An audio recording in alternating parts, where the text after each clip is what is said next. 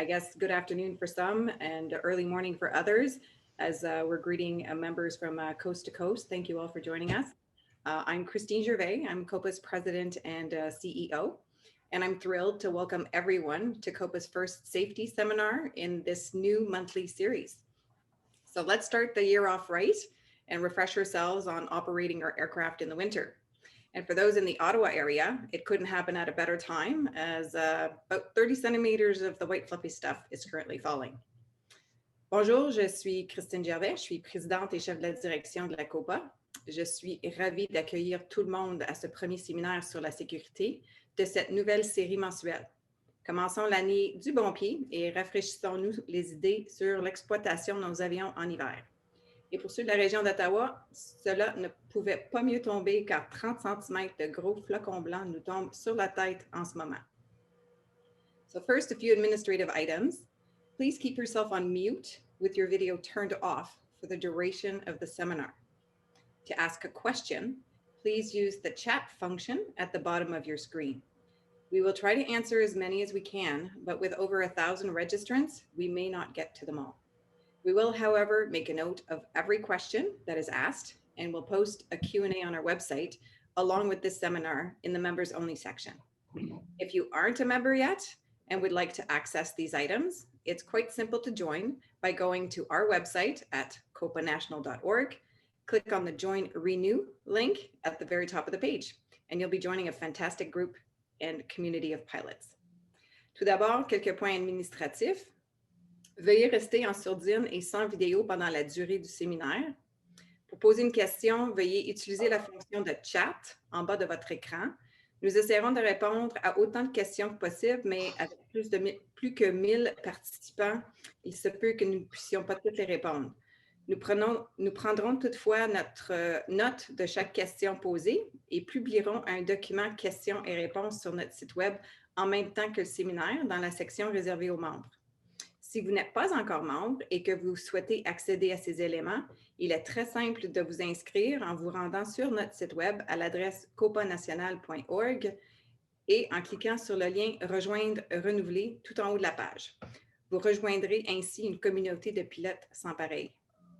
Although the seminar will be delivered in English, the winter flying presentation is bilingual. However, the Smart Pilot Search and Rescue Awareness material is in English only, but a French copy will be available online on our COPA website. Bien que le séminaire soit dispensé en anglais, la présentation sur les vols d'hiver est bilingue. Cependant, la présentation de sensibilisation à la recherche et au sauvetage par Smart Pilot est en anglais seulement, mais une copie en français sera disponible en ligne sur le site web de la COPA. So the agenda for today, after my welcome and a little bit talking about COPA and its program, we'll go straight to Peter, who will start with the Smart Pilot Search and Rescue portion, so part one of the seminar. We'll take a short break, and then we'll go straight into our winter operations, again hosted by Peter, and then we'll have 25 minutes for answering questions. And whatever we can get to, like I mentioned earlier, we will post on our website. Next slide. So the Canadian Owners and Pilots Association, as most of you know, represents all of general aviation and works to advance, to promote, and to preserve our Canadian freedom to fly. So since 1952, COPA has been in the forefront of raising public awareness and increasing understanding of the complex issues that we face in general aviation in Canada. I'd like to take this opportunity to introduce you to our wonderful staff who makes all of these programs possible. They work tirelessly every day. And so, of course, I've introduced myself already. You've all met Sharon, our Director of National Programming. Sharon arrived with us this year, and she'll be in charge of all of COPA's programs. We have our Director of External Relations, Peter Campbell, who will be delivering some of these seminars. He is a very experienced pilot, a little humble. He's got over 30 years in the military. He's flown everything from helicopters to jets to drones. He started off on gliders. He's a Class 2 flight instructor. I think he's worn just about every hat in aviation possible. We have Tanya Storing, who is our manager, finance and member benefits. So she makes sure that we get as many benefits for all of our members as possible. The friendly voice behind the phone every time you call head office is Angela Storing. She's our administrative and membership coordinator. And new addition starting Monday is Carolina Izaguirre Campos, who will be our communications coordinator. So we are launching a safety program this year with the mission statement of decreasing the number of GA incidents and accidents in Canada. We want to improve and promote aviation safety through a proactive awareness program. We encourage the collaboration within COPA members and COPA flights, as well as with external stakeholders such as NAV Canada, Transport Canada, the Transportation Safety Board, and of course, our neighbors to the south, the Federal Aviation Administration on safety strategies. We want to promote compliance with the regulations. We are going to be offering free monthly seminars. 4 of those will be Transport Canada approved pilot recurrency trainings, and those will be for members and non-members alike. We will be offering an annual prize. Every attendance to a seminar entitles you into it for an entry for the yearly draw. That's for members only. And we'll also have safety related articles in our COPA Flight magazines. And of course, the magazine goes to our members only as well.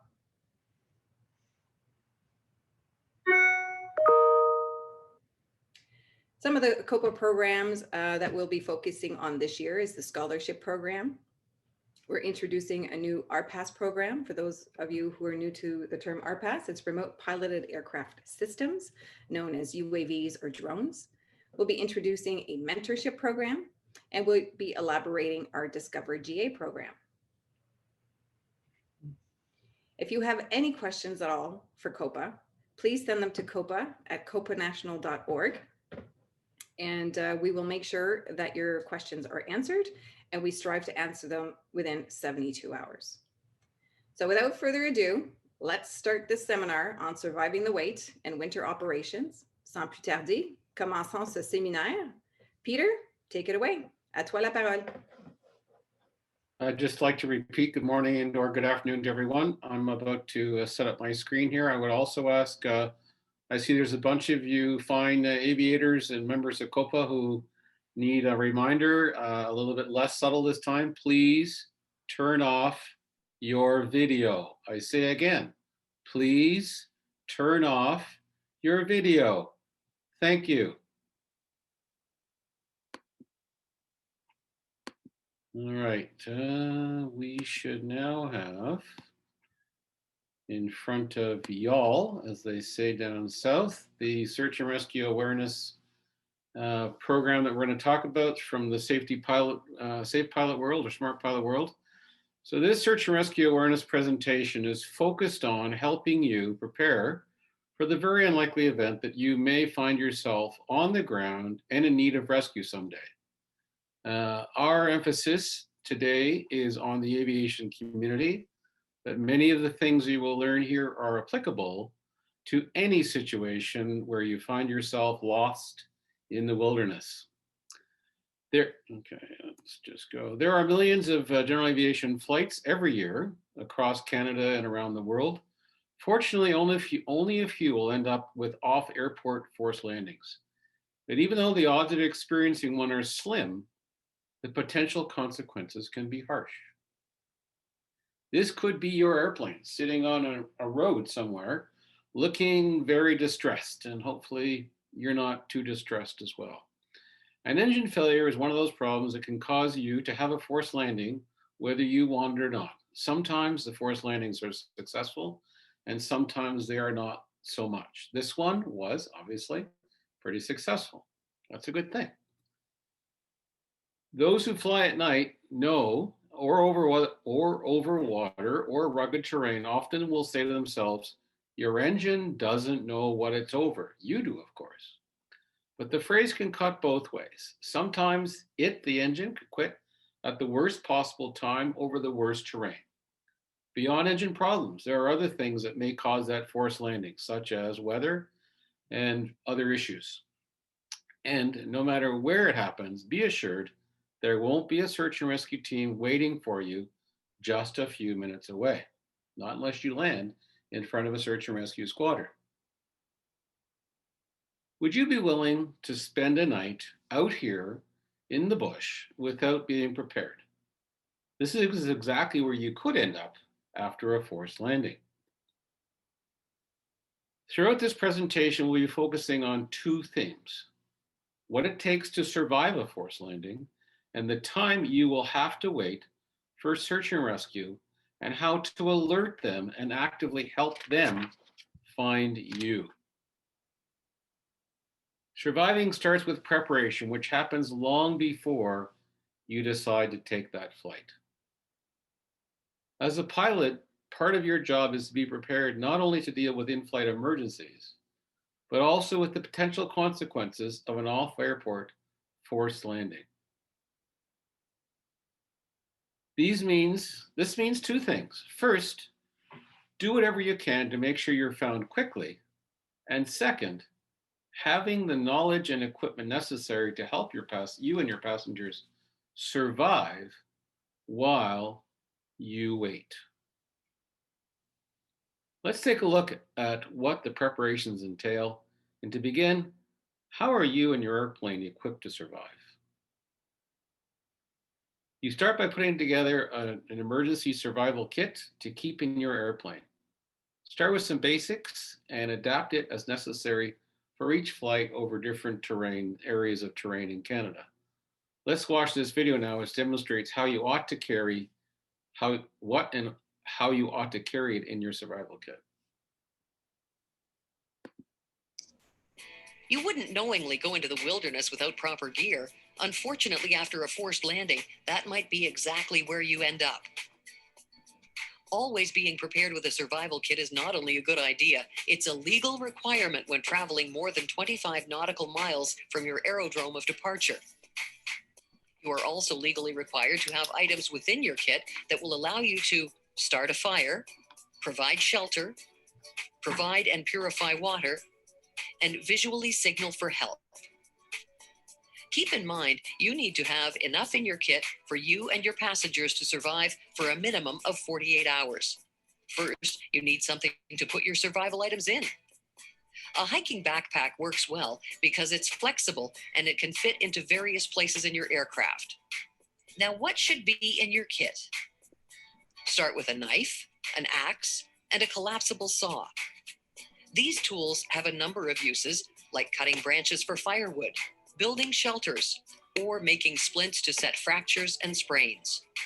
Your knife should be one solid piece from the blade down through the handle so it won't break during heavy usage. It can also be used as a weapon for protection by tying it to a branch and making a spear. You will need a source of heat, and there are several excellent ways to start a fire, including the use of lighters and waterproof matches. Since they could easily be damaged, carry some flint matches and magnesium blocks as a backup fire starting kit.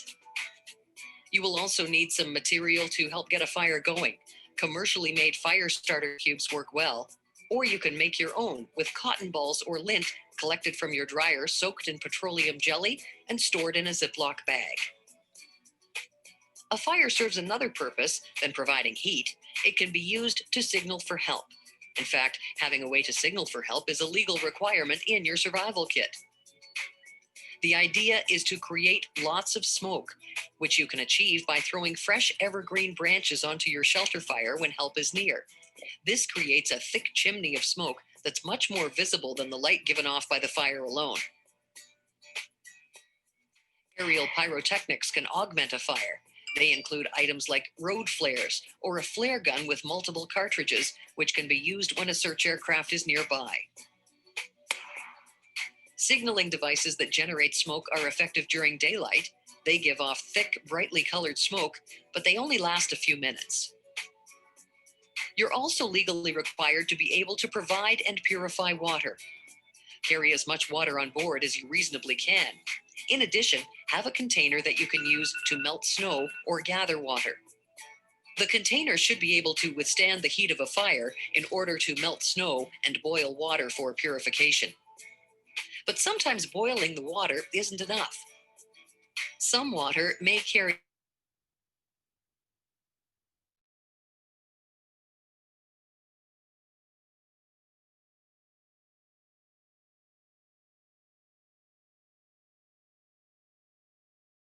water purification tablets to get rid of any dangerous parasites.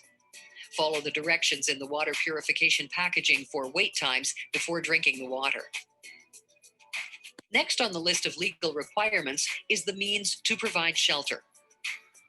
Tarps can be a great way to create a shelter, and to make the job go smoothly, pre-string rope through the grommets with enough length to tie the tarp down to something like rocks or branches. Having a spare tarp is a good idea because it can be used for a number of purposes. We suggest including 50 feet of parachute cord and a small roll of baling wire as well. These will be very useful in building your shelter and taking care of various other essential survival needs. Beyond what's legally required, there are a number of items you'll be glad you have with you if you spend any time waiting for rescue. Depending on the season, you should pack your kit with items that contribute to personal comfort. Things like thermal blankets to hold in body heat, extra clothing, warm socks, hats, and gloves. Even in summer, these will be welcomed because temperatures can dip quite low after the sun goes down. Although you can survive a number of weeks without food, it won't be very pleasant as you await help. So pack small, high-calorie food items with long shelf life, such as rice, macaroni, power bars, beef jerky, or trail mix. Food will help prevent hypothermia by increasing metabolism. These high-calorie snacks will also help keep everyone's spirits up, which is crucial in completing the tasks necessary to survive. LED flashlights or headlamps with a spare set of batteries are other tools that can help increase your chances of survival. Headlamps allow you to keep your hands free for tasks like gathering extra firewood in the dark. A small fishing kit could be useful if there's a stream close by. Items like rain gear, a few candles, bug spray, a compact bug suit, and sunscreen are welcome additions in your survival kit, depending on the conditions you find yourself in. If you can't get your survival kit out of your aircraft after the forced landing, then you'll want to keep a few key items with you.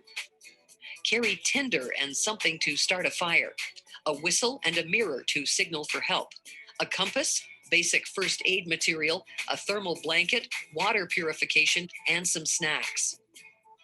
Construct your survival kit for the expected terrain and weather conditions you might face in the event of a forced landing and pack accordingly.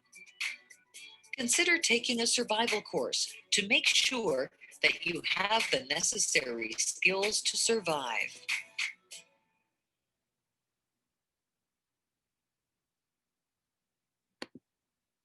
You wouldn't knowingly go into the wilderness. All right, hopefully everybody had a good chance to watch that and it came across loud and clear. Sharon or Christine, just confirm you're getting the 5x5. Yep, always good, Peter. All right, Great. Thank you. Okay. All right, what you saw in that video was the construction of a comprehensive and straightforward survival kit. And just to refresh everyone's memory, when we're talking about survival kits, we're talking about their compliance of regulation CARS 602.61. And there is amplifying information in the AIP in the Gen section, pages 1 through 1-21 through 1-24 with some regional details. In addition to what you've seen here, you should consider using something like a large metal coffee can in which you can keep your smaller safety items. And when those items are removed, the can is great for cooking and collecting and boiling water. But it's all too easy to put together the kit and then forget about it, only to find the batteries in your signal lamp are dead, or you have borrowed something and not replaced it. To avoid this from occurring, please inspect your kit regularly. I would suggest every 6 months or at least annually. A great time to do this is during your annual aircraft inspection, maybe before each bigger trip. This will ensure that you're always up to date and you'll become more familiar with what's inside it.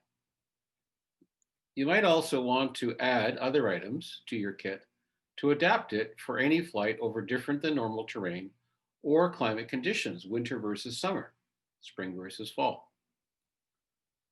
Part one of the survival preparation is being personally ready. There are many outdoor survival courses that would be beneficial, can probably be done safely during the times that we're in right now, and would certainly help you survive a period of time waiting for rescue. These courses will teach you basic survival skills, amongst other things. Check out at smartpilot.ca for more detailed information. As an alternative to a survival course, a great uh, backpacking course, such as the ones offered by companies like Mountain Equipment Co-op, will give you the kind of survival focus and the ideas about being out in the bush. They'll provide some basic skills necessary to spend time in the wilderness. You'll also need a first aid kit. Legally, all aircraft are required to carry one and kept up to date and checked on a regular basis. Pre-packaged off the shelf, first aid kits are certainly better than nothing, but you might want to build a more suitable one, especially the one that's going to come with you on those longer trips. The Aviation Occupation Health and Safety Regulations provide a guide with what should be contained in the kit. Time for another video. It's a legal requirement to carry a first aid kit on board all aircraft, except those designated as basic or advanced ultralights. But even ultralights are aircraft, so if that's what you fly, then having a first aid kit with you is a really good idea, even though you're not legally required to have one. The regulations are comprehensive for commercial aircraft and those operating under CARS 604. They are legally required to have specific items in their first aid kit and have the kit certified as part of the aircraft's regular maintenance schedule. For all other aircraft, a standard pre-assembled first aid kit will cover the legal requirements, but it may not be sufficient to handle your needs in a medical emergency. You should have a kit comprehensive enough to see to the needs of you and your passengers in a forced landing. AIM, the Aeronautical Information Manual, suggests the following: a 10-pack of antiseptic swabs or disposable applicators, 25 bandages or adhesive strips, 2 gauze bandages 7.5 centimeters by 4.5 centimeters, 2 triangular bandages 100 centimeter fold with 2 safety pins, 4 burn dressings 10 centimeters square, 2 sterile compress dressings 7.5 centimeters by 12 centimeters, 4 sterile gauze dressings 7.5 centimeters square, pocket version of a first aid manual, hand cleanser or towelettes, a pad with shield or tape for an eye, scissors, a splint set with padding, surgical adhesive tape, and tweezers. This is the minimum you should have.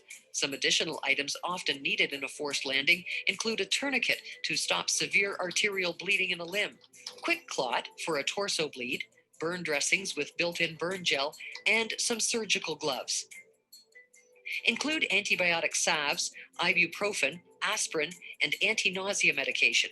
Morale increases with comfort. The more comfort you can provide, the more this will help during the wait for rescue.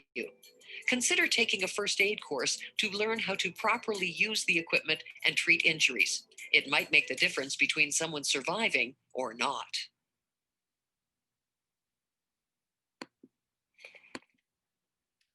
All right, so there you go. A little bit of detail on that first aid kit, so vital and so important.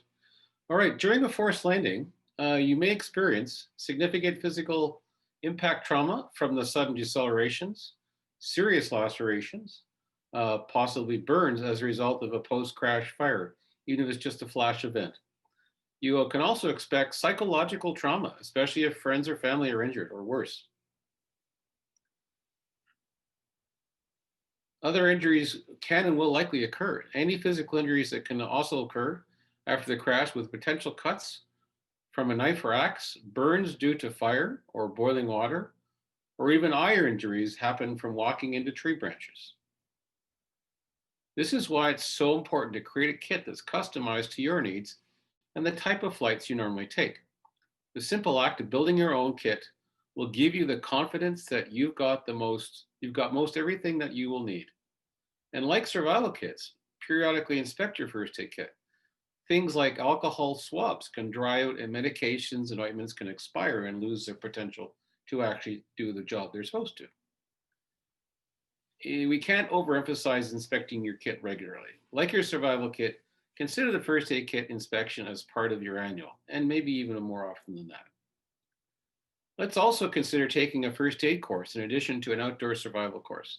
The Red Cross is one, but many organizations offering those. St. John's Ambulance as well as another, and any one of them is better than nothing.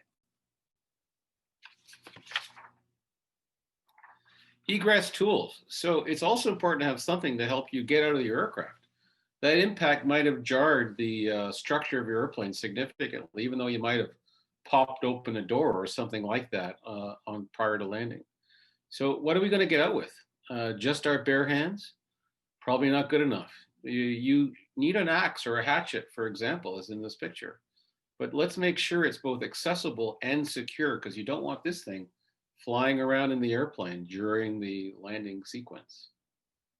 If your aircraft has a canopy, like many low-wing aircraft, consider a canopy breaker. It could be a simple tool like a pry bar or a nail puller. You could also make use of it on a non-canopy aircraft to break through a windscreen or a side window if the doors have been jammed. Let's not forget those seatbelts. A seatbelt cutter is a must-have in any airplane. The seatbelt must have been used. It kept you safe. Now it's time to get rid of it. And that seatbelt release mechanism might be jammed, might be inaccessible. So keep your seatbelt cutter where you can easily get at it. Perhaps Velcro it on the dash or on a side panel on the aircraft within arm's reach. Let's not forget that that forced landing could also occur on water. Now, we're not talking about the Great Lakes. We're talking about something as simple as a pond. It could be a marsh. It could be just wet area. Any takeoff or landing over water or any flight over water beyond gliding distance to shore might mean you have to get out of a sinking airplane after the landing. To be clear, if you're operating your float plane from the water or float or a land airplane beyond gliding distance, a life preserver, individual flotation device, or personal flotation device, sometimes called the PFD, must be carried for each person on board, and they need to know how to use it. And if you fly floats over water, consider an egress course. Brian Webster, the dunker guy, is magic, and he knows how to get everyone understanding what it means to end up upside down and backwards in the dark in an airplane that's landed. And he is really good at making us all understand the trauma of what happens when we get in the water and disoriented, and what we don't want to have happen, us getting lost and not making it out of the airplane. Time for another video. 1, 2, 3, 4, out the door. Here we go.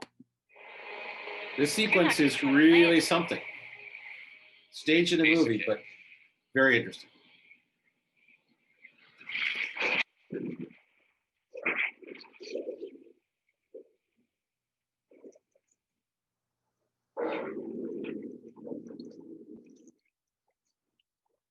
Think of it this way. If you're in the seat and the seat goes upside down and you stay belted, that's the best time to find your exits and your doors, because nothing's moved. Everything was exactly where it was originally designed and where you were sitting upright. So now we go into what we call the 1, 2, 3, 4 out the door. 1 is locate your exit handle. So it's right there. You're lucky you're sitting right next to it. If you're not, then you have to count the seat backs and go from one seat back to the next without letting go until you get to that exit, and again, turn it. But we're going to just play with it this way. You're sitting right beside the exit, either as the pilot or the passenger, and all of a sudden the situation has developed. You're in the water and you're inverted. So number 1, grab the door handle, turn the handle. Now with that same hand, go up and grab what we call the reference point, meaning your fingers are external from the airplane. It can be anywhere at all. It doesn't matter if it's the door frame, the wing strut, whatever you can find, just grab and hang on to. Theory is, if you got hit by a big swell on the Pacific or in a large lake or whatever, you would get thrust into the back of the aircraft if you weren't hanging on. So hang on tight. Now this hand comes to work, and that's when it undoes the seatbelt. So now your seatbelt's undone. find your life vest before you let go here, and take your life vest with you and out the door. As a pilot, the way to ensure that you take your life vest with you, if it's not already on your body, is to simply rip it out of the bag and just put it in your shirt or your jacket, zip your jacket up, however you have to do that. But that's all incorporated in the 1, 2, 3, 4 out the door. So it would be find the exit, open the handle. 2, grab your reference point. 3, undo your belt. 4, grab your vest, put it in your jacket, zip up your jacket, whatever you have to do to make sure it's with you when you arrive on the surface, and then vacate the premises. At that point, when you're at the surface, you can get everything under control personally, and then if there are passengers, you can deal with that situation. So you don't inflate your vest, you dive back down, do what you can, and only inflate when you're at a point where it's necessary and everybody's out of the equipment.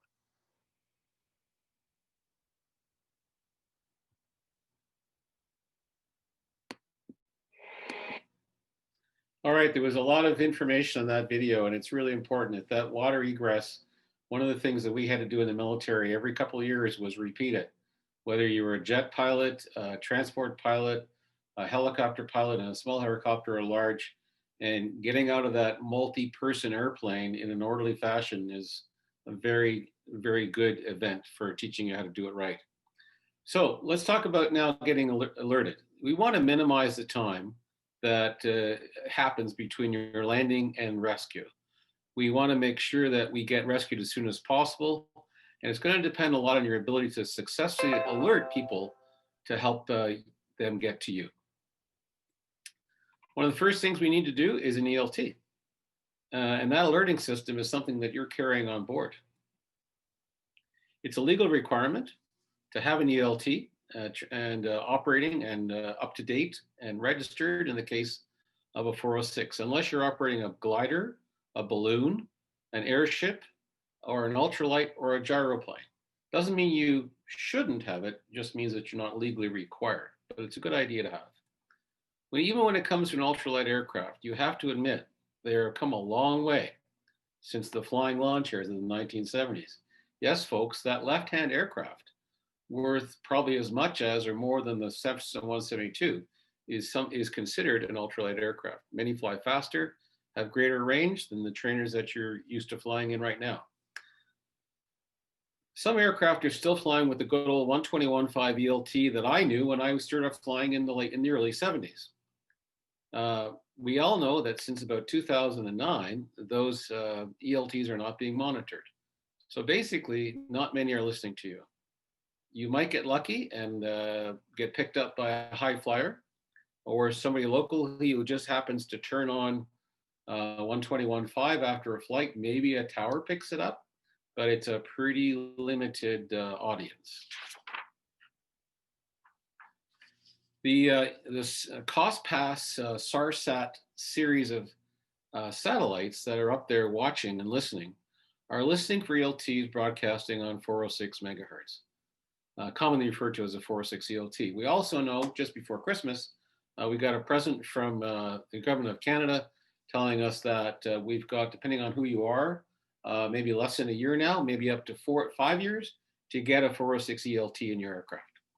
That 406 ELT is an amazing piece of kit, and properly registered with the right folks, and we'll talk about that in a second, it will get you pinpointed in a quick and accurate fashion. Typically, after 2 passes from the satellite, your location will be pinpointed quite accurately, assuming, of course, that it was triggered on landing or you've turned it on yourself.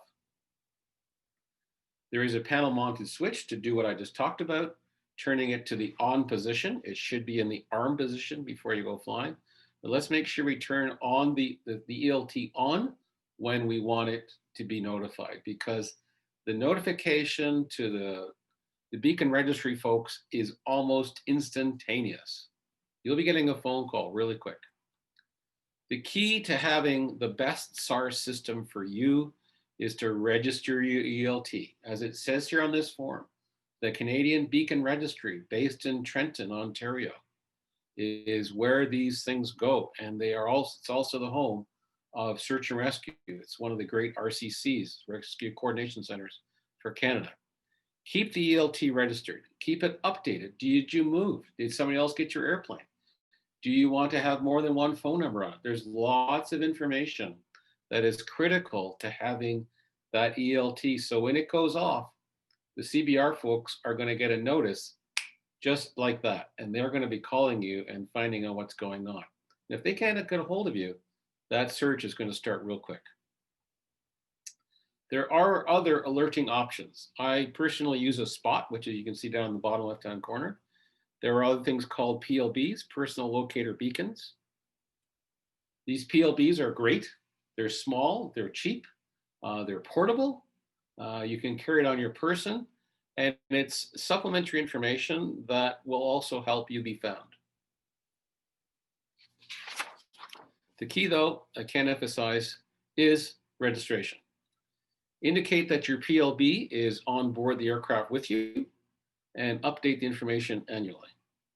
Let's not also forget our trusted and beloved smartphone. Cell phones can also be useful if you have service, but your phone will drain us better quickly in the air searching for cell towers. So keep it plugged in if you have it. If it's your airplane, spend a few bucks, get a USB charger fitted to your airplane so you can keep the cell phone fully charged in flight. Just one last pitch for other alerting devices used for hiking and other outdoor activities. The Spot is a great brand. Like I said, it's but one. It's an excellent tool.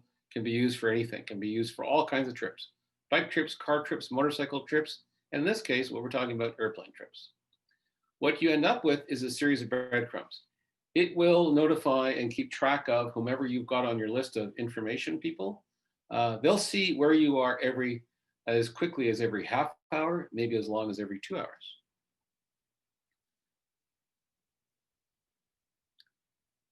Ooh, okay, the limitation is that the Spot will not alert SAR, okay? But if you put JRCC in your contacts, every time you push that SOS or you send information through the Spot, send a message, they'll know where you are as well.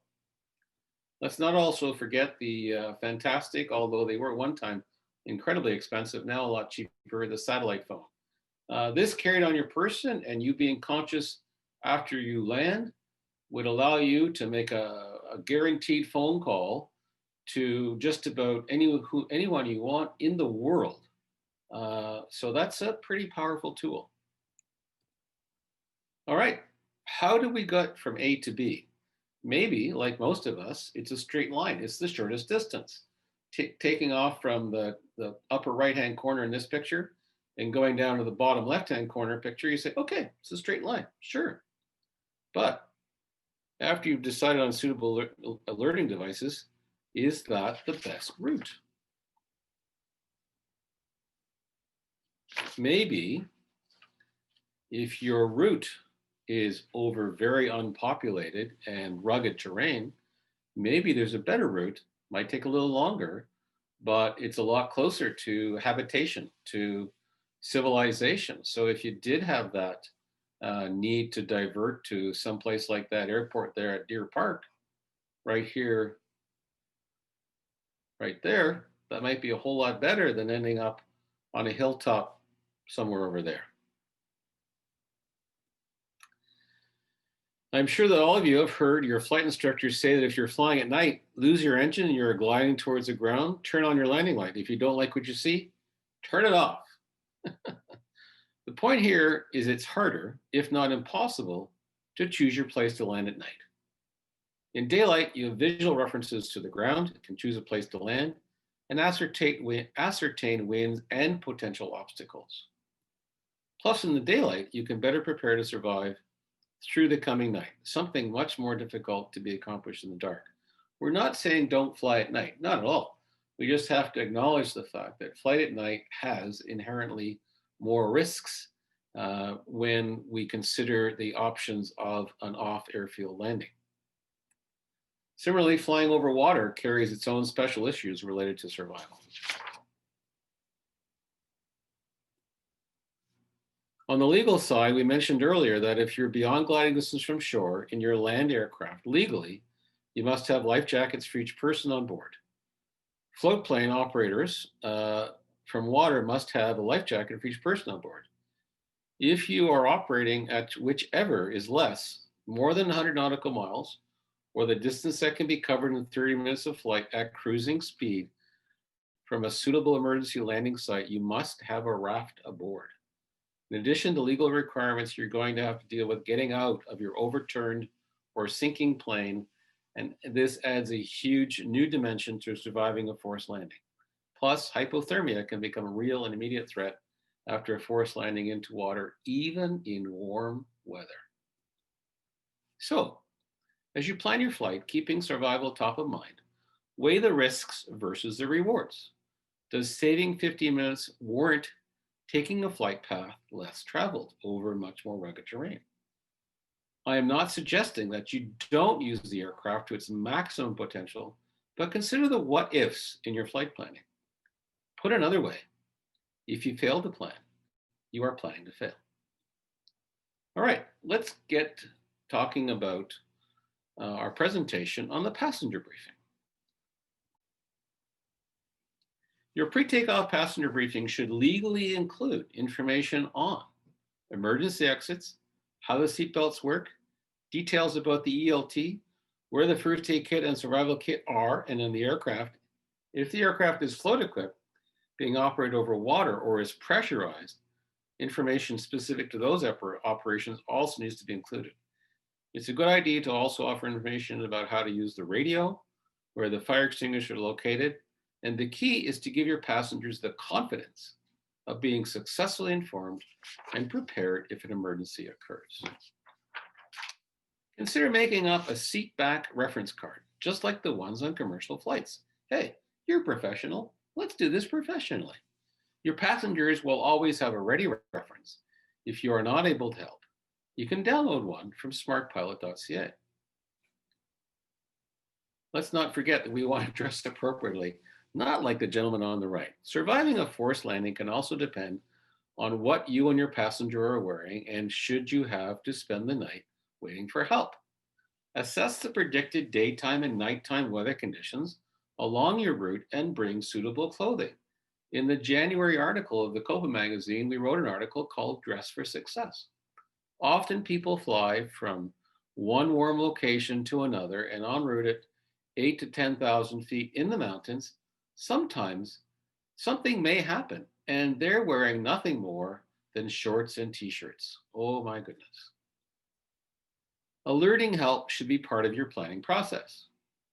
There are alerting methods that can activate help with minimal input from you. These include your flight plan, a flight notification, and flight following. Let's consider an IFR flight plan. An IFR flight plan is the ultimate way to alert others. If you need help, not only does ATC know exactly where you are, knows everything about your flight, they're also communicating with you every step along the way, providing, of course, that you are flying within the minimum en route altitude to stay in radio contact. A VFR flight plan, on the other hand, okay, not as comprehensive, maybe not as good, but it's not necessary that you're in constant contact with ATC. But if you are overdue by an hour, the search and rescue process will start, even if you haven't actually called for help. On longer flights, periodic position reports will do a great deal to narrow the initial search area if you do not happen to go down. Also, we should remember to stick to your flight plan. In other words, if you did a straight line flight plan, but you're not flying a straight line, you're compromising your own rescue. Be sure and update the flight plan, when there are changes, and remember to cancel it when you've completed your flight. Nothing is more embarrassing than that phone call from RCC 45 minutes to an hour after you've landed saying, "Hi there, it's a Rescue Coordination Center. Are you okay? Oh gosh, I forgot. I'm really sorry." Better that than something worse. Let's all consider flight following, in constant contact with air traffic services, provided that you can get the coverage from air traffic services. It allows you to stay in contact with ATC. They'll give you traffic information, and they'll obviously be following you, which is a great thing. If you're not on a flight plan, legally you must file a flight notification with a responsible person. They need to know what your exact plans are, some details about your airplane, and your expected arrival time with explicit instructions for when and who to call if you have not reported back in. So, you've done all you can to prepare and plan to survive and alert them. Suddenly, it happens. This was drilled into us during our flight school. You know what it is. Aviate, navigate, communicate. Thank you. You aviate by flying the plane, right? Get it set up for the best glide speed and give you the optimum gliding distance from your altitude. Navigate. Now that you're set up for the glide, let's search for the most appropriate place to land. Let's not go too far away unless you've got nothing underneath you. Will it be a field landing? Will it be a tree canopy landing? Or perhaps a decision between a rugged shoreline or a water landing? Make a decision based on previous practice that gives you a sight picture of how far you can glide and stick to it. And let me emphasize the fact that we don't want to stretch this glide. If there's something close by underneath us, let's stay where we are. Let's not be drifting and flying forever and then finding out at the very end that we went too far. Dumped an entire coffee out there. Somebody's got their microphone on. I'd like them to turn it off. If it's a field landing, choose a field you know you can comfortably make. Don't stretch the glide. Many people have done that and unfortunately worn the errors of their ways. Hitting the trees on rollout will be much more comfortable and far less painful than hitting the ones that are bordering the approach end of the field and you are trying to land in it. If there is no suitable field, you might opt for a canopy landing. Choose a dense area of trees that can cushion your aircraft. If you have the option, choose something closer to a road or a more populated location. But watch out for those urban hazards like wires. Turn into the wind, use full flaps to get as slow as possible, level the plane just above the trees, and perform a full stall landing. If it's a choice between a rugged shoreline or a water landing, many pilots, including me, would opt for the water landing close to the shore. The aircraft won't burn, but you'll be faced with a water egress, which is still much better than having to land in a very rugged terrain. Now, communicate. It's important to let others know what's happening, but don't lose your focus on where to land and flying the plane. During the emergency landing, if you have a panel mounted ELT and you're close to the ground and your landing is assured, turn it on. If you're flying or flight following or an IFR flight plan, announce your situation on the active channel. If you're not, tune to 121.5, the emergency channel, and call out a mayday. Good idea to also know the local IFR frequency for center and that, and use that frequency if you can. Communicate with your passengers. Oh my God, let them know what's going on. Why are you all of a sudden sweating and doing all kinds of things they've never seen you do before? Why is the propeller not turning in front? I had an engine failure several years ago on a 337 on a cross-country trip with my family. I had to shut down the front engine, and my younger sister looked at me and said, "Peter, why is the front propeller not turning?" It was a good question. In flight school, you will have learned emergency procedures and hopefully are familiar with what is applicable to your airplane. It's in your POH and a good idea to make an emergency checklist and to have it and also look at it occasionally.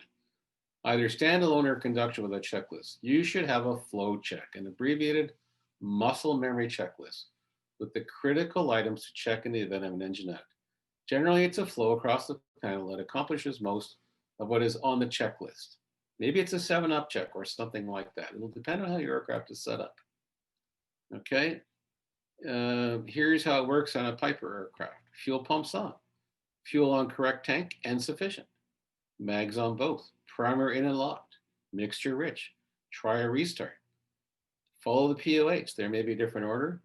And let's not forget that once you've tried it and it doesn't work, then if it's unsuccessful, communicate crash procedures with your passengers, giving them as much information as you can so they are ready for what's coming. All right, that passenger check. Hey, let's talk to our passengers. Seat belts fastened in tight. seat backs, if they're movable, back as far as they can. A body in motion will stay in motion, but until it no longer can. So that if that seat belt is loose, that passenger is going to get hurt during that sudden stop. So let's make sure those seat belts are nice and tight. Make sure they remove their glasses unless they really need them. And if they really need them, maybe they can put them in a top jacket or inside in a shirt pocket that won't get damaged by the shoulder harness and will allow them to use them after they get on the ground. If you need your glasses, leave them on until the last minute. You also want to prevent doors from being jammed shut, and most doors can be locked open, although that may not be something that you want to do unless you've practiced with that. That means that the lock will prevent the door from closing shut again. If your aircraft doesn't facilitate that, plus something in the door to keep it open. If time permits, review your pre-departure passenger briefing, where to find the ELT, where there's the survival kit, where's the first aid kit, where's the fire extinguisher, and where we're going to meet after we land. Very, very important. Okay, you're now on short final. If you haven't already, let's shut down that engine. Your POH give you specifics, but basically turn off the fuel, cut off the mixture, turn off the mags. Maybe you want to leave the master on so you can talk to people up until the point of landing. Maybe not. It's your decision. You're the pilot. Headsets, maybe you want to take them off. Okay, you're down. Circling back, if you didn't do it before, ensure that the fuel mags and master are off. This is not the time for a post-crash fire. You might also need to use the seatbelt cutter or canopy breaker to get out. Let's do it calmly and not in a hurry. Make sure that you take your survival kit with you and all the other things that you briefed everybody on beforehand. Okay, we're on the ground. Let's take stock. How are things?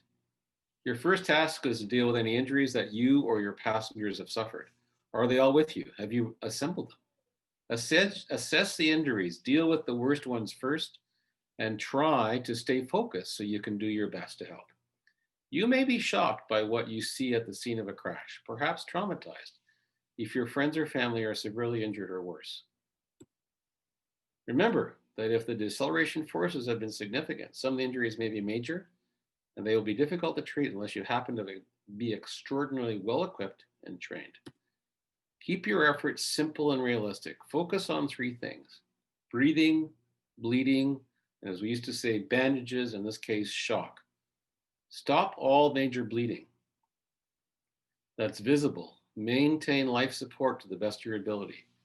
Treat other injuries. Keep the injured passengers as pain-free, warm, and comfortable as possible, and prevent any further injuries. It's certainly easy to see that a first aid course is really, really important. Your passengers' care might be entirely up to you, and I would suggest that there's a moral, if not necessarily a legal responsibility to have that training. In the absence of that training, here's a 2-minute top-line emergency first aid course. Your first aid kit. Are you familiar with what's in it? Not the time to learn right now, so know it beforehand. Depending on the injuries, you might discover your kit is lacking what you need, and you may have to improvise with what you've got. Believe it or not, duct tape, and I think of red green, is the greatest thing in the world. It can be very useful for making splints with branches, a spare blanket for preventing heat loss, and use clothing as bandages for larger wounds. Bleeding. We've got to stop the bleeding. If you're faced with it, it's imperative that it has to be stopped, and especially if it's arterial or major bleeding right away. What's the difference?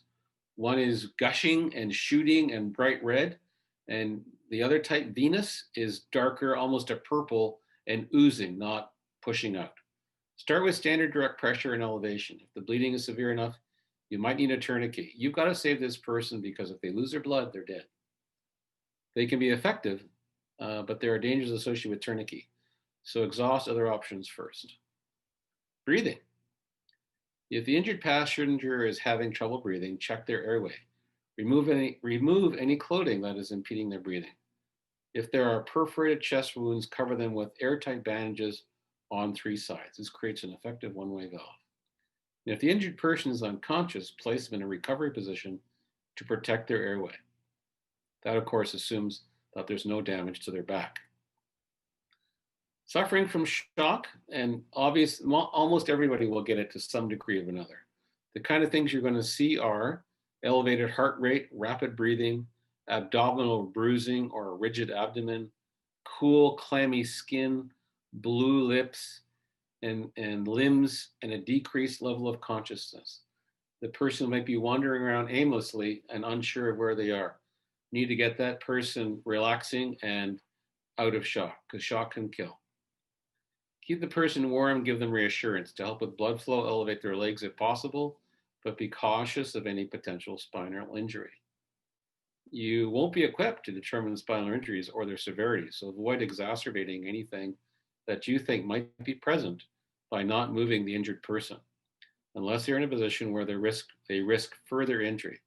If you do have to move someone, use slow, delicate movements. You can only treat to the best of your abilities and work to do no harm. Once the major injuries have been dealt with, you will want to ask your passengers about any personal health issues they might have, like diabetes, allergies, medications, or anything that might become a factor that has to be considered. To be honest with you, that's the sort of thing you want to know before you left. All right, now it's time to stop. Sit, catch your breath.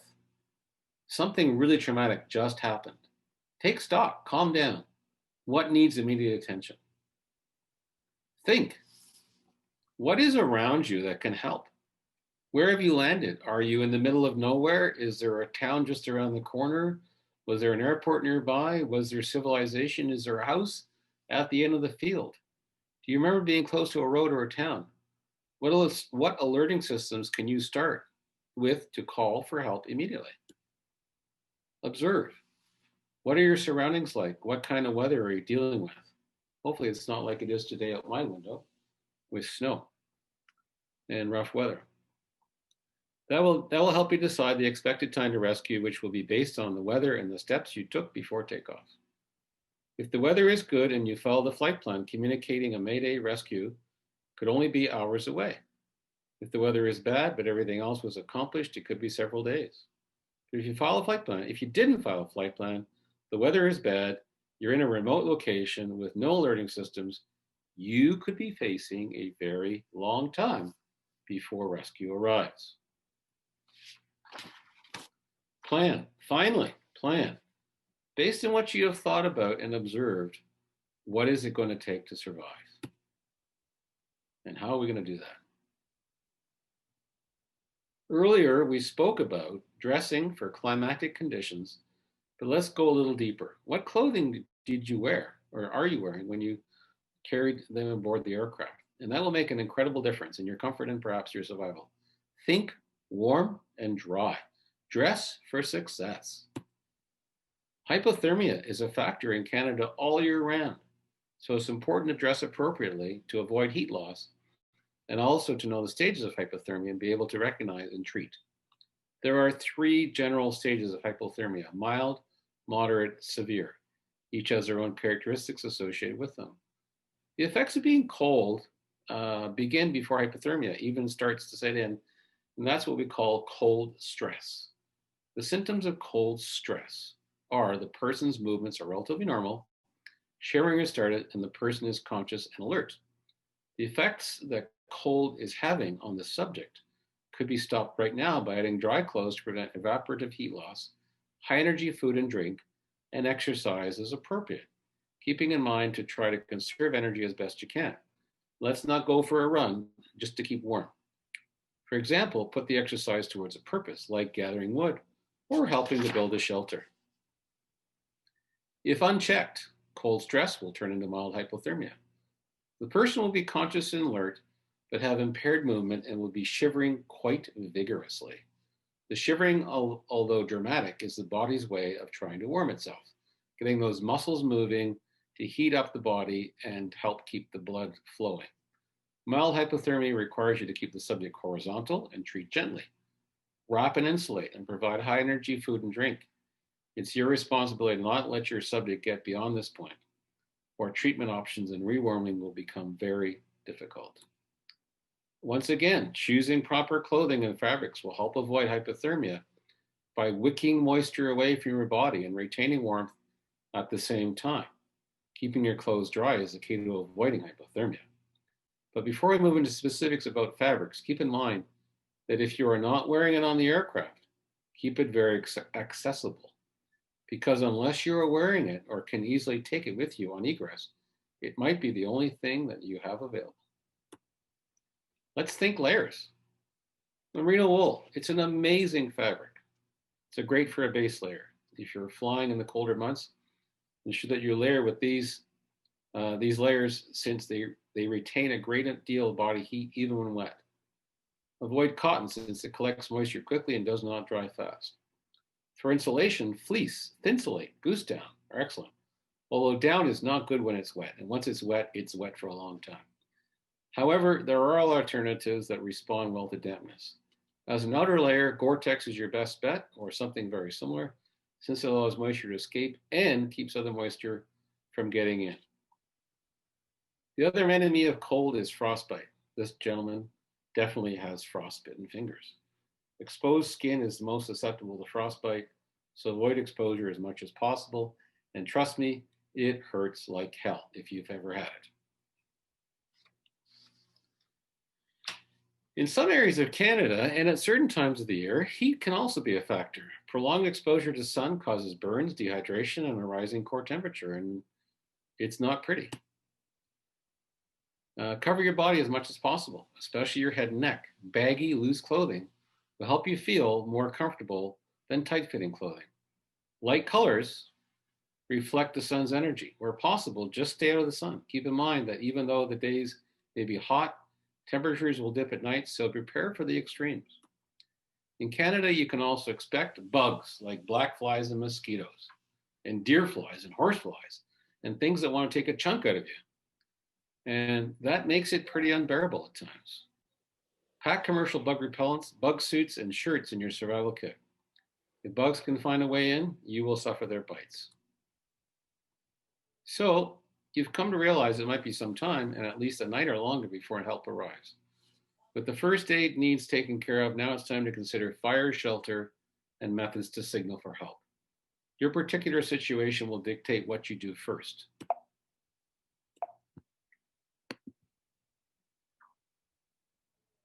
Your chances of survival greatly depend on your ability to make a fire. It's easy to procrastinate with this task. With these common thoughts, I don't need it now, it's warm, I'll do it later, we'll be rescued right away. Let's all agree that building a fire is important, and here's how to do it.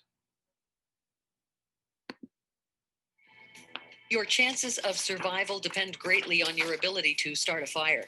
Fire will provide warmth, allow you to boil water and cook food, dry your clothes, keep bugs away, and of course, give you a way to signal for help. There are many ways to light a fire. Lighters are a natural first choice, but they can break or run out of fluid. Waterproof matches are a logical next choice, but they can become damaged. So always have a few backups, like flint matches or magnesium blocks. They might be a bit more work, but they're very reliable. Don't just pack them in your survival kit in case you can't get to your kit after a forced landing. Keep extra fire starters on your person. Your first job, of course, is to gather wood since you can't start a fire without it. There are 4 sizes of wood you will need. Some small logs to build your fire on, tinder or small twigs to help get it going, medium-sized branches to build it up, and finally, larger wood that will keep it burning. You should build your fire close to your shelter, but make sure you don't build it under any snow-covered trees or overhangs. The heat from the fire will rise, melt the snow, and suddenly your fire is out. A fire will not stay burning if it's built on snow, so dig out the snow or brush it away to clear a patch of ground, and clear an area as large as possible. Snow lying in close proximity will melt, flow away, and refreeze, making the area around your fire slippery and dangerous. Use the small logs you gathered or some rocks on which to build a base or platform for your fire. Tinder is crucial to get your fire started. There are commercially produced fire starters, or you can make your own. For example, take a cotton ball or ball of lint from your dryer and soak it in petroleum jelly. One ball will burn for about 2 minutes, so store a few in a Ziploc bag and take them with you. You could even use paper from your aircraft or whatever you can find around you. If there's birch bark around, gather what you can. It's by far the best material to use. Gathering small twigs at the bottom of evergreen trees is a reasonable second choice. They are the oldest and driest. On the platform you've built, place your fire starter, then some twigs, and a few small dry branches. If you can access the fuel from your aircraft, a little spread over the wood will help get your fire going, especially if the conditions are damp. Strike your flint and steel to create a spark close to the tinder, and you should have fire quickly. You can get it burning more strongly by fanning it. Take your time, allowing the smaller pieces to catch and get a good burn going before adding larger pieces. Eventually, you will be able to put the medium-sized logs on the fire, but be sure and pile them loosely to allow for good air circulation. With the fire burning well, it will be time to continue gathering a supply of wood. You can collect larger branches, but ensure that you still have a supply of smaller wood on hand in case the fire starts to settle down and you need to re-energize it. Be prepared for nightfall by gathering a lot of wood to get you through the first night. This is how much wood you'd need so a fire can burn for an hour. So figure on at least 10 times this amount if you want the fire to last through the night.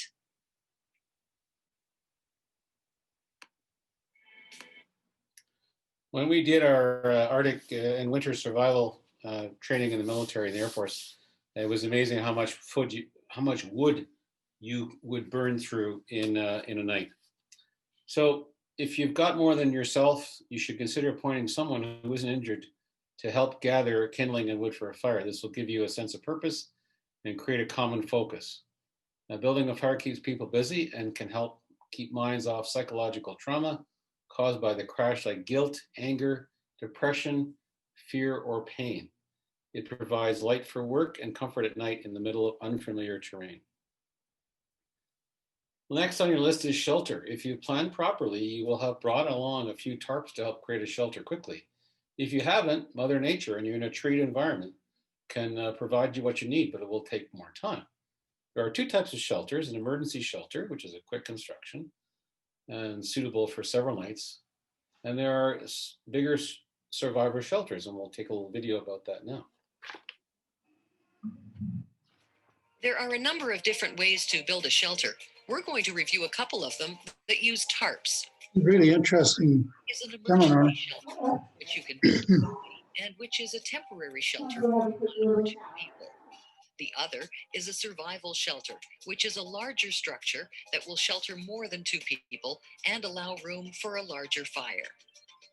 Building 1 or 2 emergency shelters, depending on how many of you there are, might be the best choice if daylight is fading and night is approaching. An emergency shelter can be built quickly and will be adequate for the first night. Start by finding a tree that is 2 to 3 inches in diameter with some clear area around it. Also, check above your shelter location for any large dead branches that, due to the wind, could potentially crash into your shelter while you're sleeping. About 1 meter up, cut into the trunk about 3/4 of the way through. The idea is that when you bend the tree down, it's still attached to the standing portion of the trunk and will serve as the frame for your emergency shelter. Remove the older and drier branches from the tree and set them aside as kindling for your fire. Place your tarp over the shelter pole, leaving the front portion open, and taper the rest of it down to the end. Depending on the length of your tarp and the length of your shelter pole, you may need to cut the pole where the tarp ends so you can tuck the tarp under. You don't want to leave that end open. Next, cut lots of fresh evergreen branches. These will be used as bedding and provide some comfort and insulation from the cool ground, so cut plenty. Next, cut some thick, heavy logs to be placed or rolled up along the outside edges of the tarp. This will keep the edges weighed down, stop the wind from lifting them, and keep the entrance open. Build a firewall in the shape of a V just in front of your shelter, 2 to 3 feet in height and far enough away to leave room to eventually make a fire. This wall will provide protection from the wind and help reflect heat from the fire back into your shelter. To build the base of the wall, place a log on each side of the shelter. They should be long enough to provide enough space in front to allow for a small fire. 4 to 5 feet in length should do. Cut a number of other logs of similar length to build your wall. Cut 8 sticks, roughly an inch in diameter and about 3 to 5 feet long, to brace the wall. Pound the braces into the ground on both sides and at both ends of your base logs. Then start to stack the logs in place. Using wire from your survival kit, secure the logs to the braces to keep your wall stable. Then tie the front of your tarp to the fire walls to keep it secure. Your emergency shelter is now ready for you to start a fire and climb inside for the night. If you think that you'll be waiting for help for more than one night and you have the time and available materials, consider a survival shelter. Locate 2 trees that are far enough apart so the tallest person can lay down fully extended between them. The trunks should be about 6 inches in diameter. These will form the uprights for your shelter. The area around these 2 trees should be clear of any debris.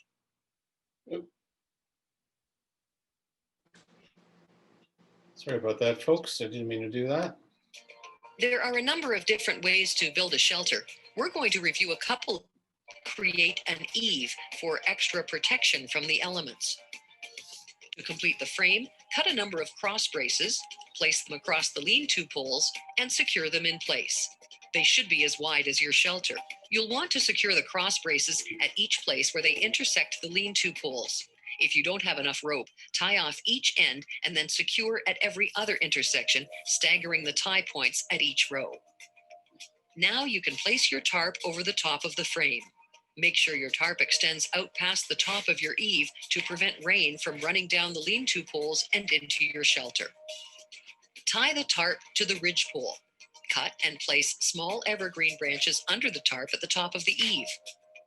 Secure the tarp loosely along the top of the eave and continue to add more branches. Place larger evergreen branches on the top of the extended eave. This eave is the most exposed part of the shelter and will be over the fire. The fresh evergreen branches will serve to keep the sparks from igniting your tarp. Now tie the sides of your tarp to the uprights. If there's lots of excess, wrap the tarp around the uprights first. This will help keep everything tighter and more secure.